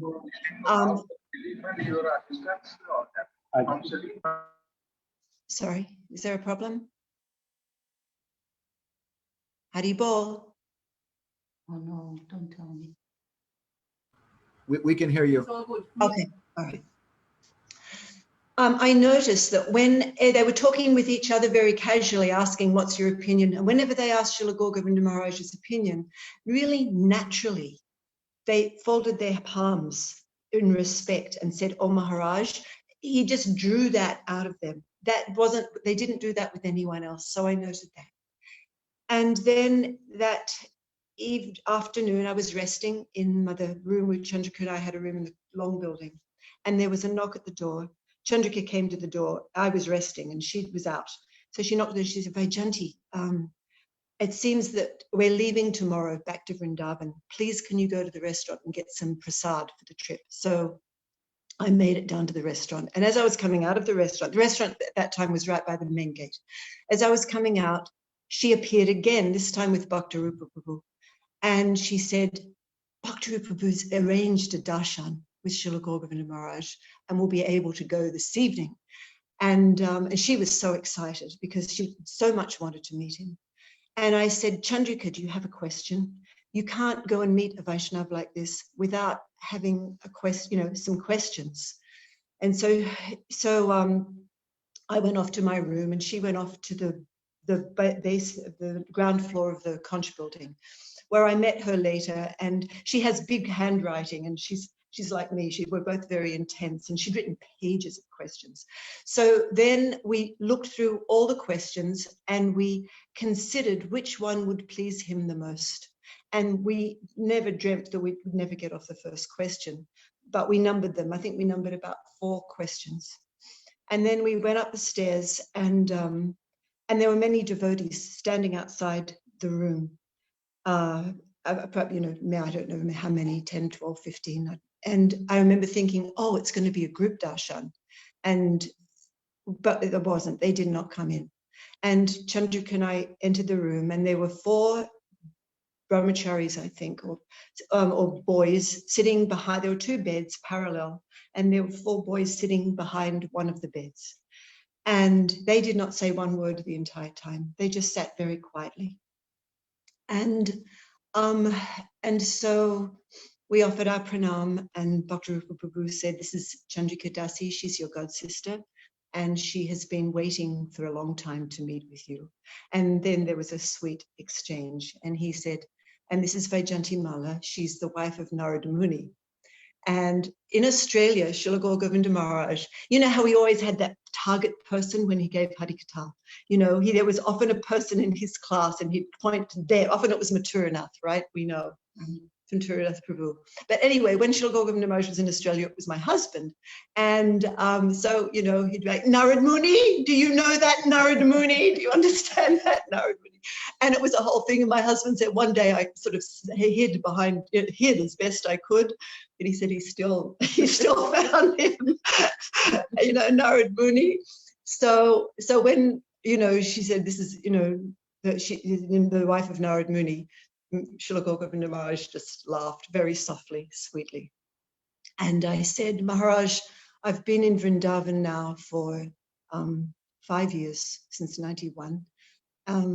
But you've not come you've not come since I've been there. And he said, I can't use he said, I need a commode. Those sitting toilets, not the squat ones. He said, because I had an operation on my foot. And at that point, and I've reflected on this later, what inconceivable fortune we had. He picked up his foot and he showed us the bottom of his foot. I mean, inconceivable blessing. He picked up and he showed us the bottom of his foot and the scar that was at the bottom of his foot. And he said, this is why I can't come. So then Chandrika asked her question, which is how to relate Chaitanya Mahaprabhu's Gambhira Leela with Krishna's Dwarka Leela. They're both feeling separation. And Srila Gour Govinda Maharaj began to speak. Now, the room, when we entered the room, sorry, my mind's going all over the place, so don't mind if this is not necessarily chronological, sequential. When we entered the room, there was in the building, the conch building, it was full of, it was for the GBC people, and they were all in their meetings. And so naturally they had their computers, and every single room you could see the light of a computer as you walk by, and people were walking around with black briefcases, and it's natural. You know what I mean? I'm not criticizing that, but the contrast when we entered Srila Gour, it reminded me of my own Guru Maharaj's room. Like this glowed, this saffron, and it was so soft, and everything was so warm, and there was an altar between the 2 beds, and there were flowers, and just his presence. And that was the one thing that really struck me, the stark contrast. So then he proceeded to speak, and he was describing how Krishna, was now, if it were nowadays, the whole thing would have been recorded, but in 1996 it was not. And so he was describing how Krishna was lying on the bed in Dwarka, and he was crying out, Radhe, Radhe, Radhe, Gopi, Gopi, Gopi. And he's cried it out so loudly. And at the time, there was so much controversy because my Gurudev, his mission was to delineate the goal of the Gaudiya Sampradaya, service to Srimati Radharani, and that was, and always fully backed up with Tattva Siddhant. And that was often misunderstood. So the word gopi had become a no word. You don't say that word. So when he did this, my eyes just went wide. I thought, he is so absorbed in the reality, the absolute truth. The rules of others and the opinions made no, it didn't impact him. It's not even like he was in defiance of them. It didn't touch him. That, it didn't touch him. He was absorbed in that reality. And it was beautiful. And while he spoke, he was very, very animated. And he was acting out, Jagannath's arms and the big, big eyes. And he would say this many times, he would talk about. And he was very animated, but very soft. His voice was very soft. And one of the boys sitting behind the bed told me later, I can't remember who, he said he's seen him tell that story many times, but he's never seen him tell it the way he did this particular night. So we listened, and I'm sorry, I can't remember all the details. It was the first time I'd heard the pastime. And, and at one point, Srila Gour Govinda Maharaj asked for his grunts to be brought. And again, this was a stark contrast to the other rooms. And as you all know, they were delivered to him wrapped in a gamsha or cloth, cloth. Was it a gamsha? Yeah. And a big pile. And he undid that, and he searched for a book, and he pulled it out, and then he continued telling the pastime. And actually, my back then was in a really bad way. My lower back was so sore. I hope you don't mind, I'm just needing to make it personal, so I'm not meaning to bring in my own, but it is sort of related. It was so sore, and I knew that there were two beds. He was sitting on one, and there was another one in front of me. And I knew that if I just could rest my elbow on that bed, it would bring my back so much relief. And it was getting so almost distractingly painful. But I thought, if it were my Gurudev, I know that he would know where I was coming from, but I didn't, that I wouldn't intend no disrespect, but I didn't want to disrespect Srila Gour Govinda Maharaj, and I didn't want to, I didn't know him so well. But his mood was so soft, and he was so absorbed, and my back was so sore. So I thought, let me try it, and I'll keep a very close eye on him. And if he, in any way flinches or expresses disapproval, or that it was inappropriate, then I'll just tolerate. And so very slowly I leant over, and I just rested my elbow on the bed, and it did make all, and he didn't flinch. He was in another world. He didn't, there was no, it felt like a natural thing to do, and it was. And actually, I wouldn't have done it under any other circumstances, because I know he wanted proper Maryada, and he wanted to see others observing that. So anyway, I was able to listen to the rest of the pastime, and he, I'm just hoping I'm remembering. I'm actually writing this down at the moment, my whole memory after 25 years, and which I found a paper, and I'm going to share that. So any details I'm missing here will be in there, because I'm just speaking from memory now. And so we sat down before him, and he continued speaking, and he reached the part where Mahaprabhu, Sri Krishna entered, he arrived at Nidhuvan in the pastime, because he's relating the most esoteric conception of Ratha Yatra, the proper Gaudiya conception. There are so many conceptions of Ratha Yatra, and amongst people in general in the Puri area, and I'm sure you're aware of these very well. But he was narrating the truly authentic conception of Ratha Yatra. So he reached the part where Krishna arrives at Nidhuvan, and Radharani is lying there in a state of such deep separation that she, the only way the gopis could tell if she were still there, still present, was by holding a cotton swab under her nose. And I remember this part. I'm sharing the parts I remember with crystal clarity. And even though I've read the full thing since, and anyway, so the cotton swab was placed under, and then it slightly moved, and they could tell that she was still there. She was still alive. So then Krishna arrived, and Lalita, this is something that's a really strong memory, Lalita whispered in Radharani's ear, and Srila Gour Govinda Maharaj whispered it so softly, Krishna has come. And then he said, and then Vishaka went to Krishna and said, Srimati Radhika is here. I don't, maybe he said Radharani has come. I'm not, anyway, I'm sure you know this. And then he said, and then Krishna came into the Kunj, and there was eye-to-eye union. And while Srila Gour Govinda Maharaj had been speaking, he'd reach a certain point in the narration, and he'd sort of slow down and stop.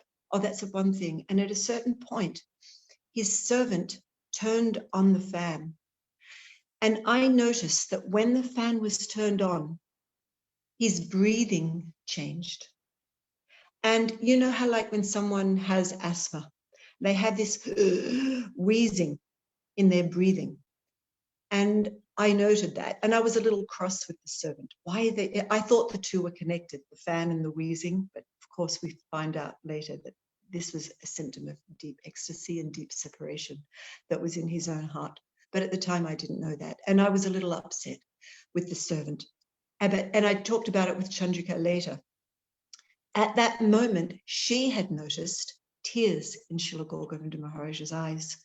I did not notice the tears, and she did not notice the wheezing, which I thought the wheezing was, she was sitting closer. I was a little further away.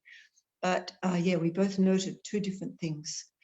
And then I asked him, but Maharaj, why Puri? Why Puri? I mean, it's a Vrindavan, Dwarka pastime. How does Puri come in? And he started to speak.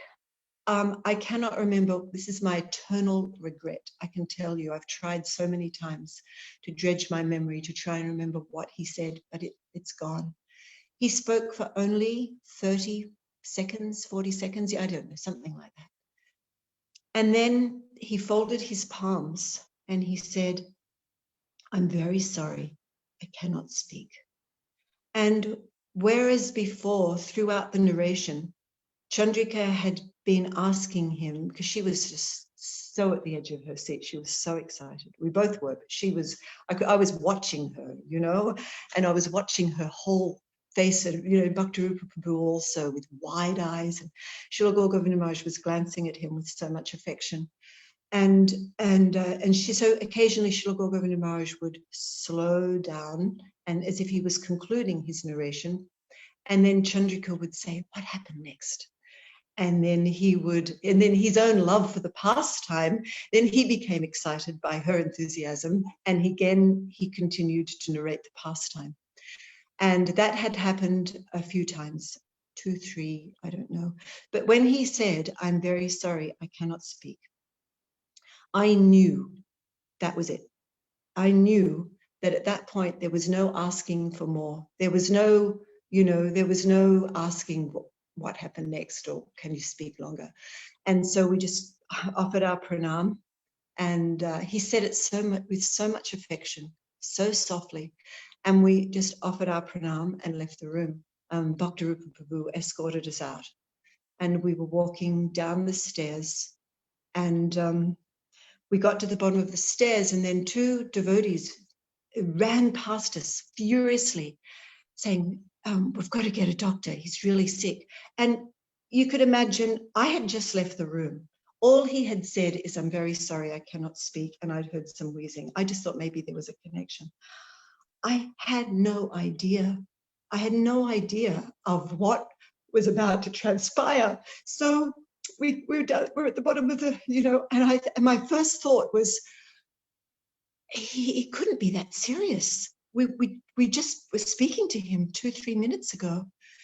And anyway, so we continued, and outside at the bottom of the conch building, there are those stone benches. So I sat on one, and Chandrika wandered off a little away, and I was talking to Dara from Australia. And then 2 girls who I didn't know came over to me and said, they were just walking away, they came over, I don't know if they must have known Dara. And they said, oh, did you hear Srila Gour Govinda Maharaj just left this world? And I ran over to Chandrika and I said, he's left? And we just flew back up those stairs. And as we got closer and closer to the 4th floor, we could hear, Prabhupada's Hare Krishna, Hare Krishna. We could hear that louder and louder as we came closer. And there were many devotees standing outside the room singing. And inside the room, there were Bhaktarupa Prabhu. He was sitting on that first bed, the one that I had leant on. And he had his head on the bed and his arms like this on the bed. And he was just in prayer. And then there were some disciples in the room, but the only people allowed in were other, prominent people, GBC people and sannyasis. They were the only ones given entrance. And we stayed there. And then the servant came to the door. And we couldn't see anything except Bhaktarupa Prabhu. And Anuradha Prabhu from Melbourne was in there. And we said to him, could we please speak to Bhaktarupa Prabhu? And he stood up from his position and came to the door and he saw us and he said, just pray, just pray. And he immediately left and went back to praying. And then the servant who turned on the fan, he came to the door and he saw us. But very naturally, he was very emotional and he was upset with us and very upset. And I won't go into the details of that, but I'm more upset with Chandrika. And I said to Chandrika, you should go. You should not stay here. And so she went back to the room. Then I also, sometime later, joined her. And when I got to the room, she was just sobbing and sobbing and sobbing. And she'd written, we were sat and we talked. I think she'd written, it was all just a bit of a blur, the whole thing.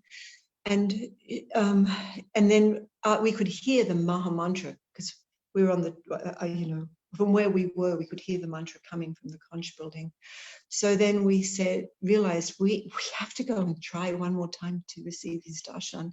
Otherwise, this is not going to register. And to this day, to tell you the truth, I don't think it's registered. And so we went back, and this time we were allowed entrance into the room. And the room was so soft. There were some brahmacharis.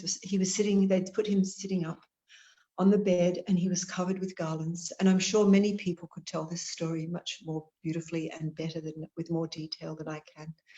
But anyway, he was garlanded, and boys were softly massaging his legs and weeping, and girls, the women were off putting their head at his feet and weeping. And we offered our pranam, and then someone said, all women leave the room. So we went downstairs and we waited in the lobby. And then not long after, very quickly after, I think they put him, I think it was a Vyasasan, that's what I remember. And they carried, and I remember, on the ground floor, as you come down the stairs, that last landing before the final descent to the ground floor. So as you can't see anything before that point. So then he appeared there, and it took my breath away. His skin was like porcelain. It was pink and glowing, and he was so radiant. And he was garlanded. He looked so beautiful. And they brought him down, and there were hundreds of devotees. And then they took his transcendental form to Srila Prabhupada's Samadhi, and Vaishnav there, devotee there, sang Ohe Vaishnav Thakur. And then they came back, they brought him back down into the temple room. I think first to Srila Prabhupada's Vyasasan. And then before Radha Madhav. And at this time, I think it was very late. Maybe, I'm sorry, I'm nearly finished. Okay, and so it was around 11 o'clock at night, something like that. And they took the garland of Radha Madhav. I can't remember whether it was Radha, but anyway, they took massive garland and they brought it down. Everyone was there. The temple room was packed, and they garlanded him. And then there was a sudden announcement from, I think, my poor Chandra Prabhu came to the door and said, there's a land raid and they've got sticks. And then someone, I don't know whether it was Lokanath Maharaj, I can't remember, said, okay, we're going to take him, Srila Gour Govinda Maharaj, out of the temple room. The women should stay close behind him.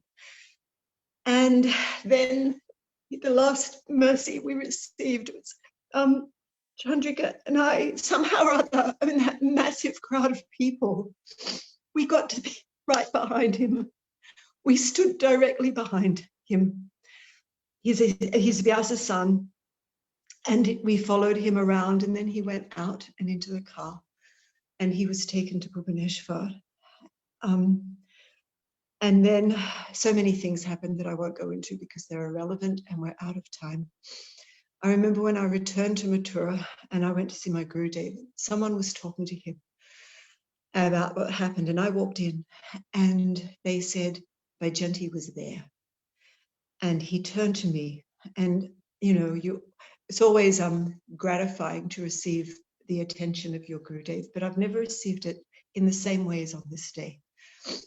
And he just turned to me and he said, what happened? And he let me, and he just looked at me with so much sobriety as I narrated the pastime. And he said he was a pure Vaishnav and had so much, we had so much regard for me, and he spoke other things that I can't remember now. But I just, as I said, I'm just remembering snippets because it's all I'm capable of doing. But it was very sober, very sober. And I said to him, Srila Gurudev, I think, back then we used to call him Maharaj, I said, I think some of his disciples will take shelter of you now. And he just looked at me with a very sober face and just went, no smiling, just softly nodded. And that was that. I will conclude there because I'm a little over time. And I think I've very comfortably been able to describe everything that has come to my mind now. And as I said, I will write this and share it with the devotees so that, I feel like I want to do that service. So I'm begging Srila Gour Govinda Maharaj to always be merciful to me. He was from the very beginning. I remember when he came to New Govardhan and he was giving such strong classes, and he would speak so strongly about women. And it was so, and I remember sitting there thinking, I can sit here and get disturbed, or I can sit here and identify as a Jivatma and receive his mercy. And I chose to, by his mercy, and I thought for so many years it was my doing that I chose to identify as a Jiv and not as a woman. But now I understand, by his mercy, I was given the intelligence to appreciate. He was saying it was, they were all beautiful things. And because of that, I felt so protected in my spiritual life, because because of that, I never got to misidentify with my material body. Of course, I always 24/7 am, but you know what I'm saying. He gave me a focus with which to proceed in my bhakti. And so I hope that came across right. Anuradha is reminding me time's up. So if that came across incorrectly, please forgive me. But okay, thank you so much. Srila Gour Govinda Maharaj ki jai, Srila Bhaktivedanta Narayana Swami Maharaj ki jai, Srila Prabhupada ki jai, Gaur Premanandi. Thank you, Prabhu, for letting me speak and share that. You gave us a gift of tears in our heart. Thank you so much. And I see so many devotees are writing in. Thank you. This is so amazing. You really, really pleased everybody so much. Thank you. I can't express it enough. Please write. Please write what you remember, and please. I'm in the process. You can give a copy to Anuradha, and maybe she can send to me. I would like that very, very much. I have a couple of reflections I'd like to offer. Just the story. I was there also that day, and Bhakti Prabhu told me some other details which we wrote about. You may know, some devotees may not. That when they ran to get a doctor, they got one devotee whose name was Damodar Swarup. And Damodar Swarup has a PhD PhD in Ayurvedic medicine, and his family have been Ayurvedic doctors for many generations. He's a real deal. He has a gold medal from the World Health Organization for successfully treating AIDS. He's a really awesome doctor. And so it was he who came to Guru Maharaj, and he told me later that when he took Guru Maharaj's pulse, Guru Maharaj was still there. He was still present. Yes. And then a few minutes later, again, he took his pulse and he was gone. And he told me that Damodar Swarup was initiated by Bhakti Kusum Sraman Maharaj, who was a disciple of Srila Bhaktisiddhanta. Both of Damodar Swarup's parents were disciples of Srila Bhaktisiddhanta. He's a very learned Vaishnava from a Vaishnava family. He knew the tradition and the Siddhanta. And he told me that the second time Guru Maharaj was gone, and he looked at his body and he said, I've seen a number of deaths. I've been a doctor a long time. I've seen a number of people have left their body, but I've never seen anyone leave their body like this. He said, on his body were all the symptoms of Asasaktikara Bhav. He said there was no physical reason. There was no heart attack. That was on the death report, that he left because of a heart attack, but it wasn't an ordinary heart attack. He said that there was no physical reason for him leaving. He just became ecstatic and left this world. And for you to share that is so special. And last comment. That's his mercy. Yes. Raghava, remember this, but it's very appropriate. Some of our previous comments we were sharing with Raghava. How did Guru Maharaj come back, his physical body, his Vapu to Bhubaneswar? Well, that year was the first year that someone drove Guru Maharaj's car to Mayapur, just in case there was some problem. There's no reason. Guru Maharaj never had done that. And so that car was there, and they brought Guru Maharaj's transcendental body and put it in the car. And who was it that brought Guru Maharaj back? That was Gokul. Yes. That, as Raghava called it, kind of a transcendental in-between or messenger. So I want to stop there. I'd like to also just address, there's so many senior devotees here. Srila Prabhu is here. My dear godbrother Sundarananda Prabhu from Bali is here. And I feel really terrible that we don't have slots for everybody to speak. They asked me here at the temple to just keep it to a certain amount of time. And there's so many senior devotees who wanted to speak. So please forgive me. And I want to honor all the devotees. And I want to thank you very much. You Vishwanath Chakravarti Thakur, he says, Madhu Yena Samarpayate. You should finish with something sweet. I don't know if sweet is the right word to describe what you just spoke, but maybe nectar and poison mixed together would be a better way to put it. But what an amazing.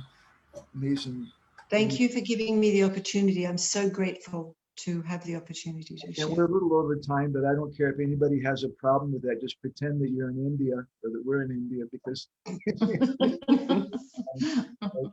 but I would just like to invite the devotees just for a minute or two, if anybody has any reflection, any comments they want to make on any of the previous talks or remembrances, or maybe you want to ask some questions of Vaijayanti or Anuradha or Raghava or anybody else who's present here.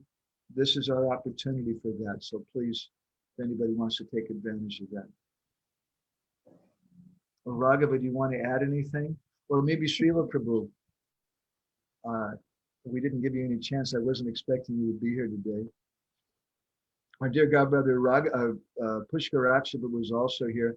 He's going to speak. He'll be the last speaker in the last program. Srila Prabhu, if you have any comments, or Sundarananda Prabhu, you both have a lot to say, I know.